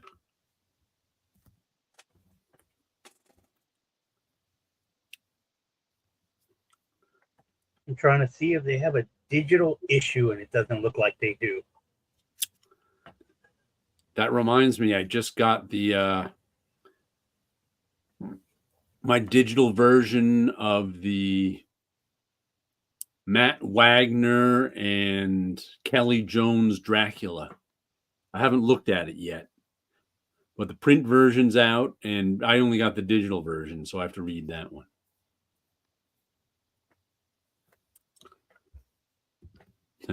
Tit Goblin, those 90 keywords like Cyberforce, Cyber, the web, the net, extreme. What are the new titles that now scream 2020s? Lots of words. Something is killing the children. What's the furthest place from here? It's all text. That's the only like title thing I can think of that is a fairly current trend. Larry Hama needs the funds since he gets pennies for G.I. Joe. But at least he's getting some. I know he's getting some sort of royalties or love checks for G.I. Joe. He's getting some stuff from G.I. Joe. He made a post, I think, From yesterday Kirkman. where he was talking about that Hasbro has been treating him well.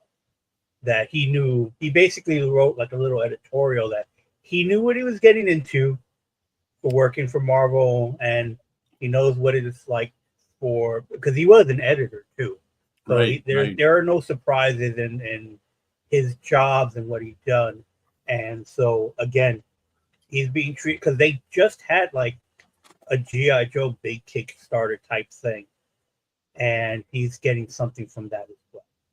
So Just because you know you're going to get ripped off doesn't make right, it right. exactly. So so if you guys want to go ahead and get those books from him, I'm sure he would enjoy it and like it. So that's why I was sharing it, because it's like, oh, I got to remember to talk about this. But then again, it's also all the people willing to be ripped off that make it harder for the people who took a stand. Mm-hmm. So there's that side of it too. Yep. And I tell you, I wish I knew Stanley's story about getting paid for both the art director and for being an editor, because I would have told them, hey, you're missing me a check for being the librarian and the art returns guy. You know, because I was running both, and all I got was, hey, could you hold this key? So that's how they got me. Turns out you're not Stan Lee. Yeah, but at least it was a bit. They would have been like, hey, by the way. Yeah, but like I said, until I read that testimony of his, I assumed him being art director was just sort of like just title alone. It's like, no, he was getting. Yeah, I didn't even know if he actually had the title. It was just kind of like, well, since it's such a small staff and he's got it. No, he was collecting a paycheck. It's like, yeah, whoa. it's like it's amazing, and you know, I think we mentioned it in this our talks before, not realizing it's like, you know, did anyone really, other than Stan, talk to the publisher? Not much. Yeah, so it's like, did the publisher say the things that Stan says the publisher said, or was just Stan saying, hey, the publisher said no? He was a huckster. Yes, he was. Oh, all those titles sound like alt band song titles. They do. What's the furthest place from here? By the Three Dead Monkeys. I don't know. Oh, yeah. Eric P says, I'm pretty sure you're right. He was also getting freelance checks for writing, and he was getting freelance checks for writing that he didn't do. That was part of his scam. He was getting paid for plots that he didn't plot, but he was getting the checks on it. And some people in those books said the reason he started writing credits in comic books was so he could make sure it was on paper that he was the writer and therefore would get the check. Mhm. Because that's how Martin Goodman knew who wrote stuff. Because what was happening was and this happened in the 50s with a lot of those little short 8-page stories. He would hire Jack Kirby to do the story.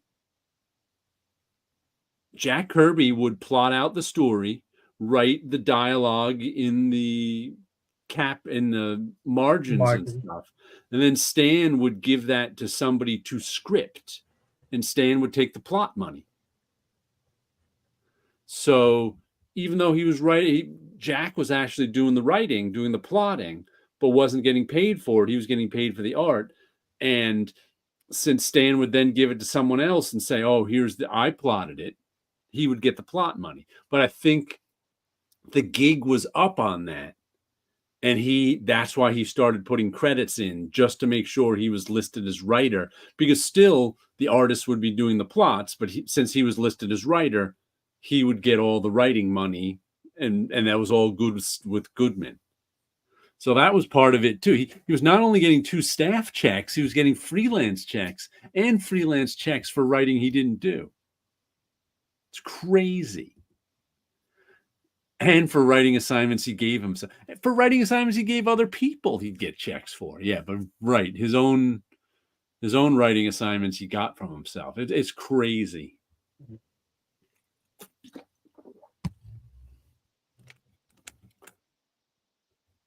I mean, it's just crazy to me that he got 2 salaries. Yeah. Who do you know that gets 2 salaries?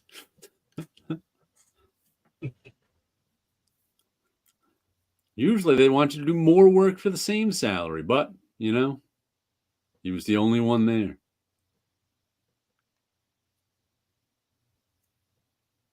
Mm-hmm. Let's see, the last comic I got this week, and I was lucky this was on the stand. There was 1 copy on the shelf. I picked up Paranoid Gardens, issue number 2. If you remember, issue number 1 I passed on, and then picked it up the following week because I didn't know Chris Burnham was the artist, and I wanted to read some Chris Burnham stuff. So I missed out on putting this one and ordering number 2 because final order cutoff had already passed. So I was lucky they had a copy of this week. And I got to say, I'm really enjoying the Chris Burnham art. He just really has a level of attention to kind of everything in the panel. Like, he just drew this statue just to draw a statue, as part of the whole ambiance of the garden they're in. And just the art really got me into this one. And it's the story of a old age home for like superheroes and aliens that there's something shady going on in.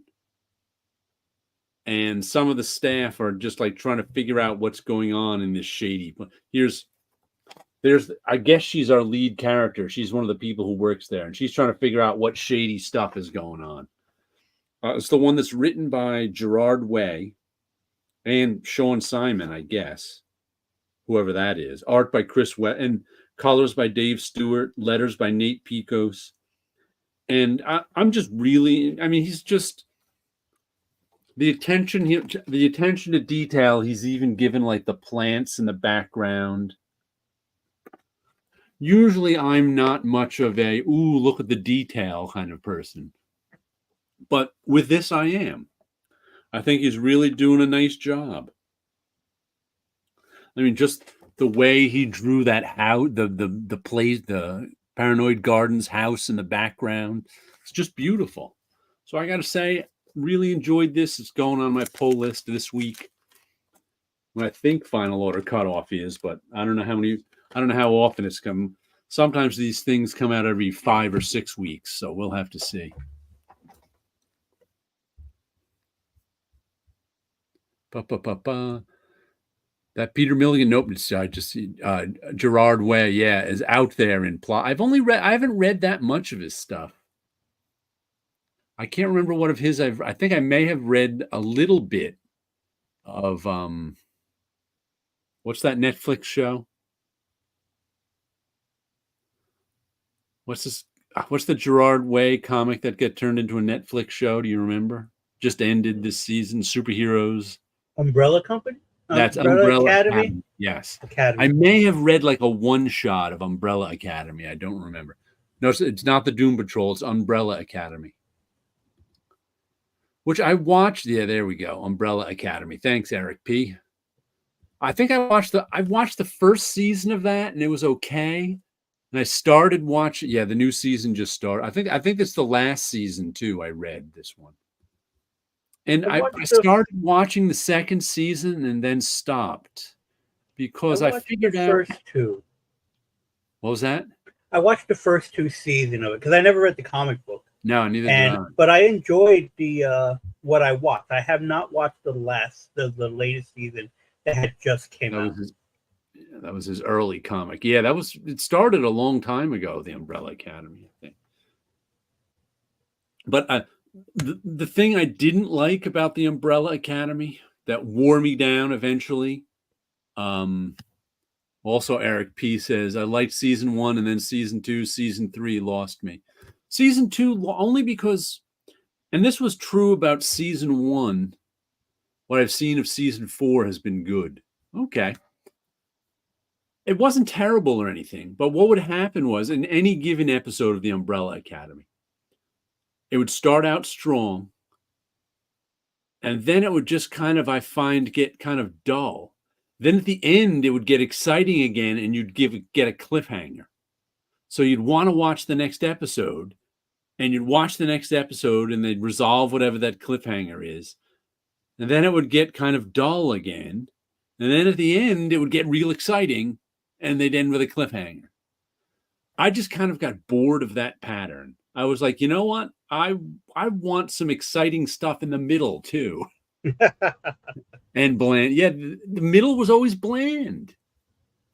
So that kind of made me go, I watched an episode or two of season 2, and then I went, I can't take this anymore. There's too much there were some exciting parts, but there was just so much blandness in the middle that I was like, ah.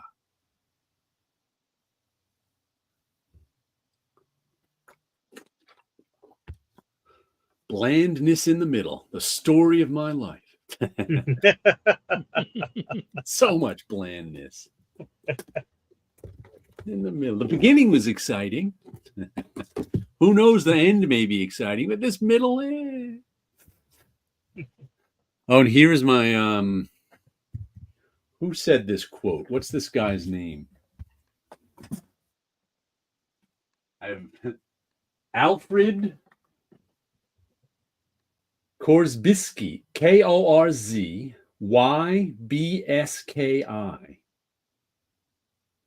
Korzybski. I'm not sure who he is. He's some sort of thinker, philosopher, but he has this one famous saying that I know. That is, Way also did an interesting Cave Carson book. Okay. The map is not the territory. That's his famous saying. You know, it's one of those life lessons. Mm-hmm. And that was it. And it, of course, basically means you can look at the map and it can tell you stuff, but until you get to the territory, you don't know what's really there. The map is not the territory. So you remember me just last week, the week before, getting those issues of Bone. I was filling in my collection of Bone, the issues that I didn't have. Elliot Page as an actor made it hard to. I didn't have any problem with the acting. I just had a problem with the bland middle. the one issue of Bone I didn't have was issue 38. And I said, for some reason, that issue, all the other issues are like $3. That issue is like $40. And I was like, why? Why is that one $40? No idea. I was on eBay looking for it. $40, $40, $40. Finally, I found one, issue 38. The Alex Ross cover. With shipping and tax, this one was $10. And I was like, okay, cool. I got that last issue of Bone I need. Then I went to put it away. And what's on my shelf? But already a copy of Bone 38. Amazing. Somehow, it wasn't in my database. My database said I started with issue 39, but the map is not the territory. So I now have 2 issues of 38. At least they're 2 different covers. Yeah, I was about to say, at least there's 2 different covers. An Alex Ross cover, and then the original. Yep. But now I want to reread Bone as a physical comic. Because like I said, I read it. I read it just, I think, maybe a year ago. A little less than a year ago. I think I read it last fall as I was riding the train. I read my digital version of it I got. But I couldn't believe it when I saw issue 38 on my shelf. I was like, oh. Got another 38. How did I not have that in my database? And now when you go for the reread, you're going to have to read that issue twice just to make sure they're the same thing. Yeah. Speaking of like rereading, but not really, I watched the Watchmen animated series, which is basically retelling the original story. And I enjoyed that so much more than the actual comic book itself. And it's the same. The Watchmen animated. There's a Watchmen animated series. Oh, okay. And it's basically almost a shot-by-shot recreation of the comic book, but in animated format. And it was fascinating to watch because they intertwine into the story the that Black Sails, is it Black Sails? The comic book that the kid is reading. The Black Pirate or something. The pirate story. That story. And I've always ignored that story when I read Watchmen. I just didn't get me too, into it. Because it's dreadfully tedious. Yes, this extra stuff.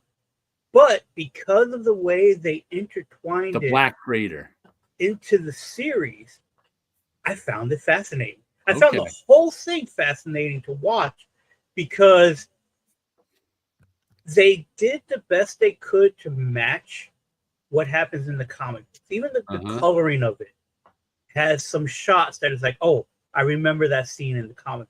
That's this particular page drawn in that art style to look like the comic book. And it's fascinating because I enjoyed Watchmen more by watching it in that format than I ever did reading it. That's interesting. And even stuff like in the backgrounds, and there's text in the background, there's ads and stuff like that that were in the comic books, but I never paid attention to them. But because it was animated, I paid a little closer attention to them. They even did some stuff where you could hear the radio on in the background, and that gave you some information that's going on in the world, which you normally got in the comic book as a newspaper headline. Okay. So they added these things in there to let you know what's going on in the rest of the world that's affecting the story, but you don't know if it's going to affect the story until later on. Right. And this was part 1 of, I guess they're doing 2 movies for it. So it's called Watchmen Chapter 1. And I got a better appreciation for Watchmen and that story. And I caught things in it, watching it, that I never really caught in the comic book. And it just enhanced, to me, the comic book story. Because I haven't gone back to the story in so long. But I remembered the first time trying to read it, I felt like when I first read Watchmen, because I never got it as an individual comic. I only got it as a trade paperback because since that story started in the middle of it, I didn't want to read it that way. So I ended up getting a trade paperback. And it always to me felt like trying to read Watchmen was trying to do homework on an assignment that you didn't really want to do. But everyone's raving about it. And I would get up to a certain point and go, okay, I've had enough. Yeah. Because I tried to read everything with it as well. You know, all the extra material he added, because I thought that kind of would be important. But again, it's like I did not realize all the things that were going on in the story until I watched it animated. And it helped that, you know, I kind of knew what the story where it was going. And I know the villain of the story, but I didn't realize the type of things the villain was doing from the very beginning, the way the story was set up. So it's like I have a better appreciation for it because of that. Undead Queen agrees with you. He says it's a slog to read. I know people who swear by the Black Freighter part. They love it. But that was not my favorite part. You're a Black Freighter fan, aren't you, Paolo? Didn't you say you liked that part? I do like the Black Freighter. Yeah. Although I don't see the parallels between the Black Freighter and the main story very clearly. But the story itself is interesting because there's a descent into madness, and if Alan Moore was trying to draw a parallel between the way that that Adrian Veidt was acting, I don't see it because Veidt seems to be in control a lot more than the character in the Black Freighter, who just goes nuts. and when he finally kills, it's much more personal, hands-on, which is not something that he does.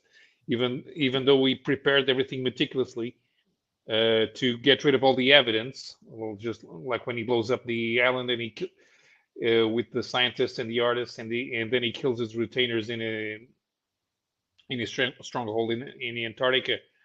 It sounds very dispassionate, very distant compared to what the character in the Black Freighter was doing. So it doesn't feel parallel to me in the same way. I understand. I see. Tit Goblin asks, how long did it take you to get through Bone? I never did it in one sitting. No. It's like 52 issues, I think. It's 1,000 pages. I'm not doing that in one sitting. It took me quite a few train rides to make it through. But each issue seems thick enough that you can read it in one day and you set it down and you pick up the next issue the next day. Yeah, it's all fresh. You don't need to go through all of that. Right. Some parts move fast too in Bone. Some parts don't. Yeah, that's why I think, like I would plan to do what Jared had talked about with Watchmen. It's like don't read it through one sitting. Oh yeah, read it a little bit at a time, and I'm sure you're going to do that with Bone as well. And don't do what Jared did. Do read the text pieces.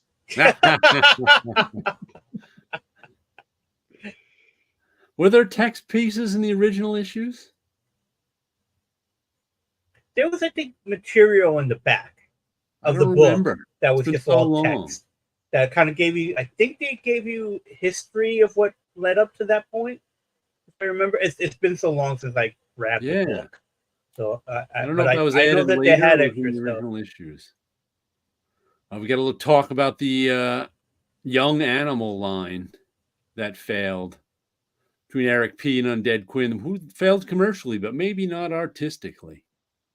I suppose, I think people. I think I remember some people liking it in general. I don't know what the Young Animal line is. There was a DC initiative a few years ago. They were putting out a bunch of new books again. And I think they wanted to bring back the feeling of the pre-Vertigo material. Whoops. Don't worry what Donnie Don't does, as Ted Goblin.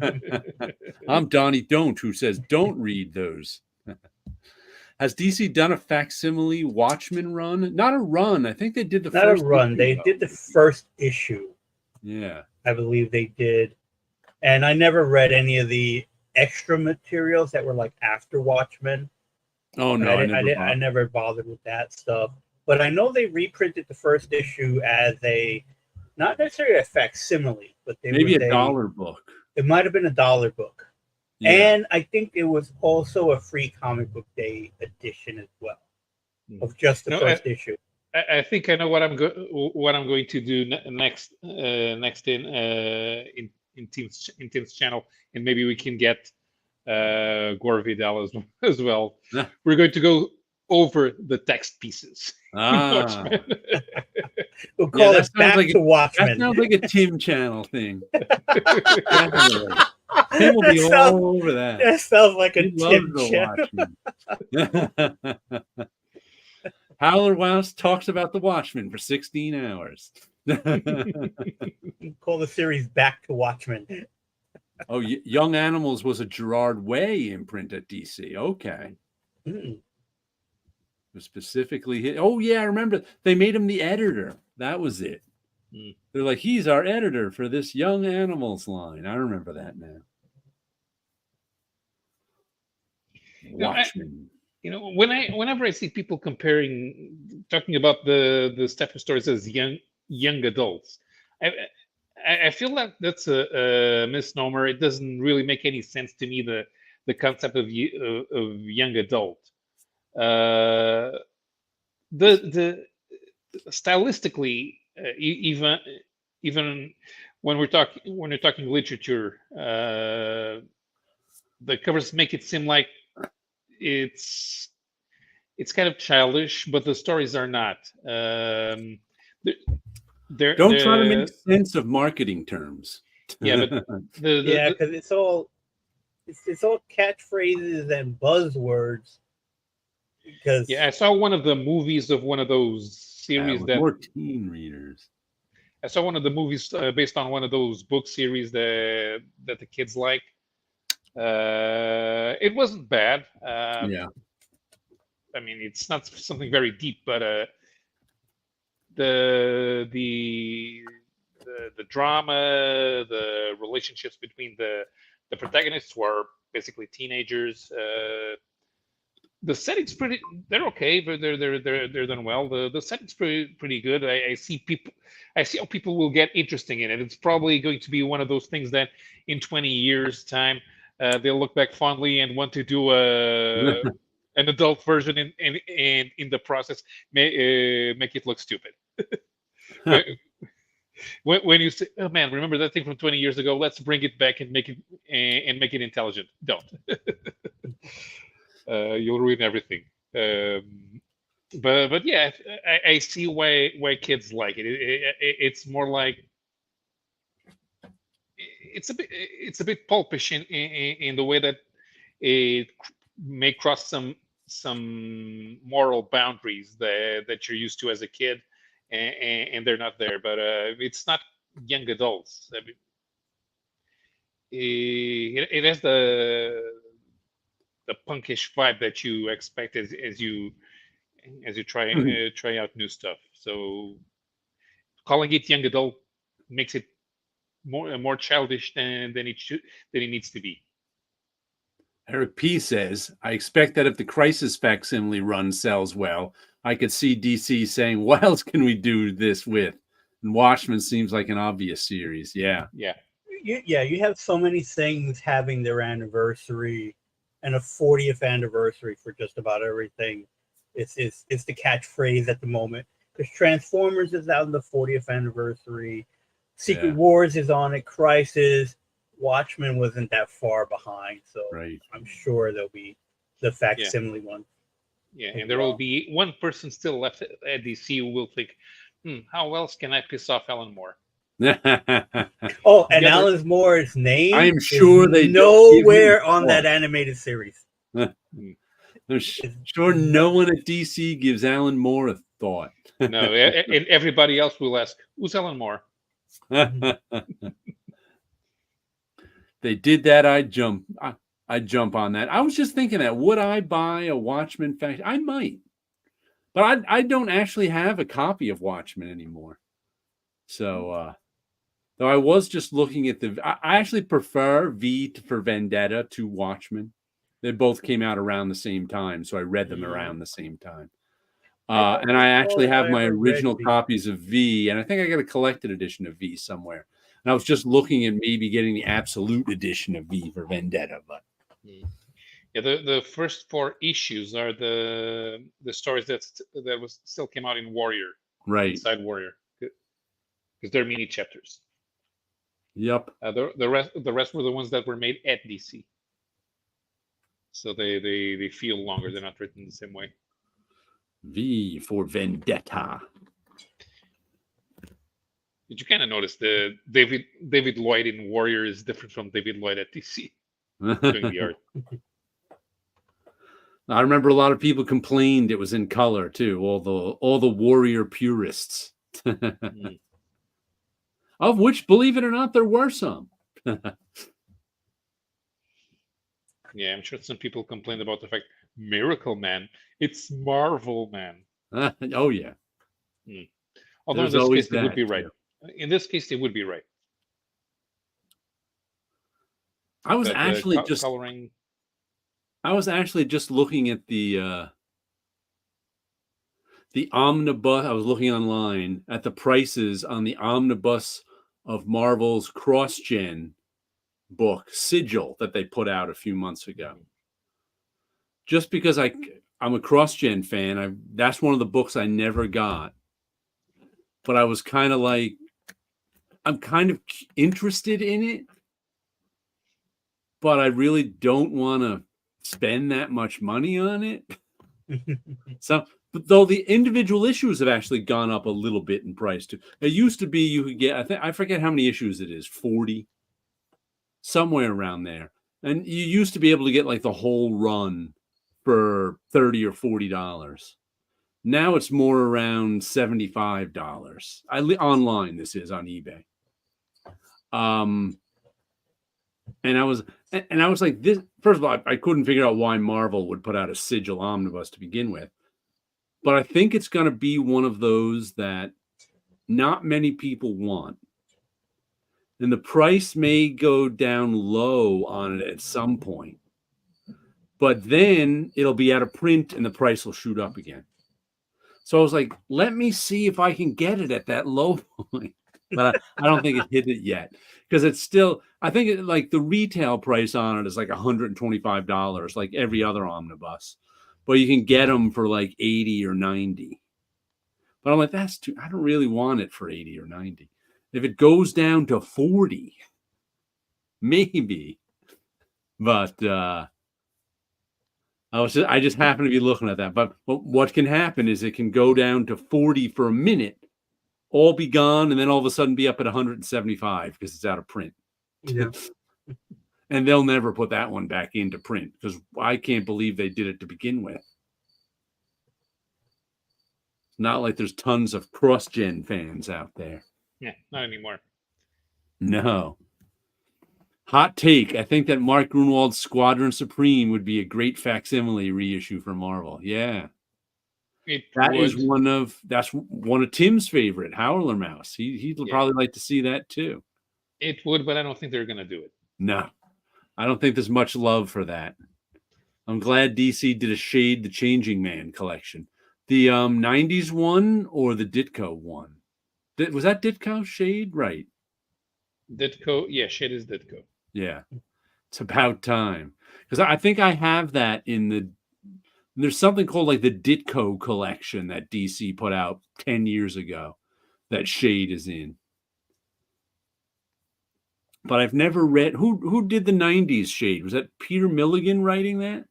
Yeah, and I think that's where Chris Bacalo debuted before Generation X. Okay. Yeah, he says the Vertigo one. Yep. I don't think I've ever read that Shade very much. Me neither. No. I wanted to try that, and what was the other thing called that nobody remembers? Seekers into the Mystery. Was that it? Seekers into the Mystery. Yeah, I think there was something called. I just discovered Kronos on my shelf. Oh, That one, I remember liking that one. There's only like 12 issues of it. yeah. I have a few years ago, DC reprinted the Chase series. Okay.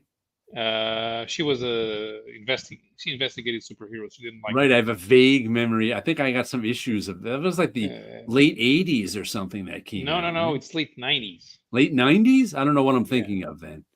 And I bought the trade. Okay. It was only 9 issues, but it's actually pretty thick.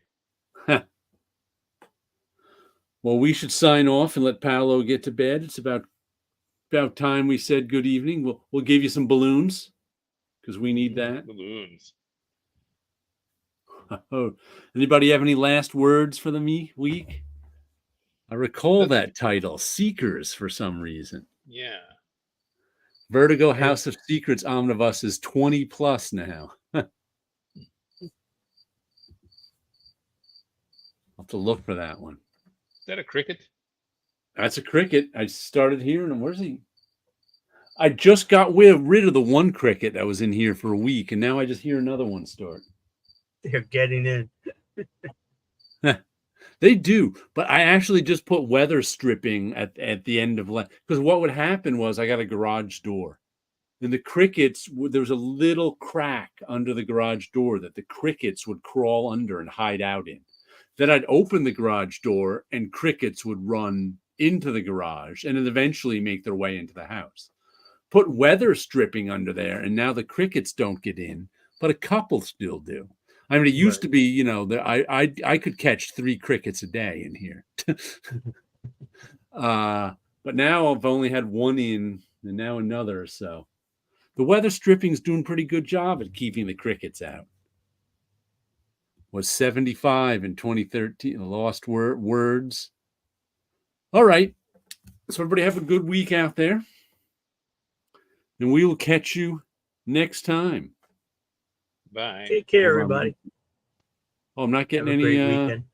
fireworks. There we go. Bye-bye now.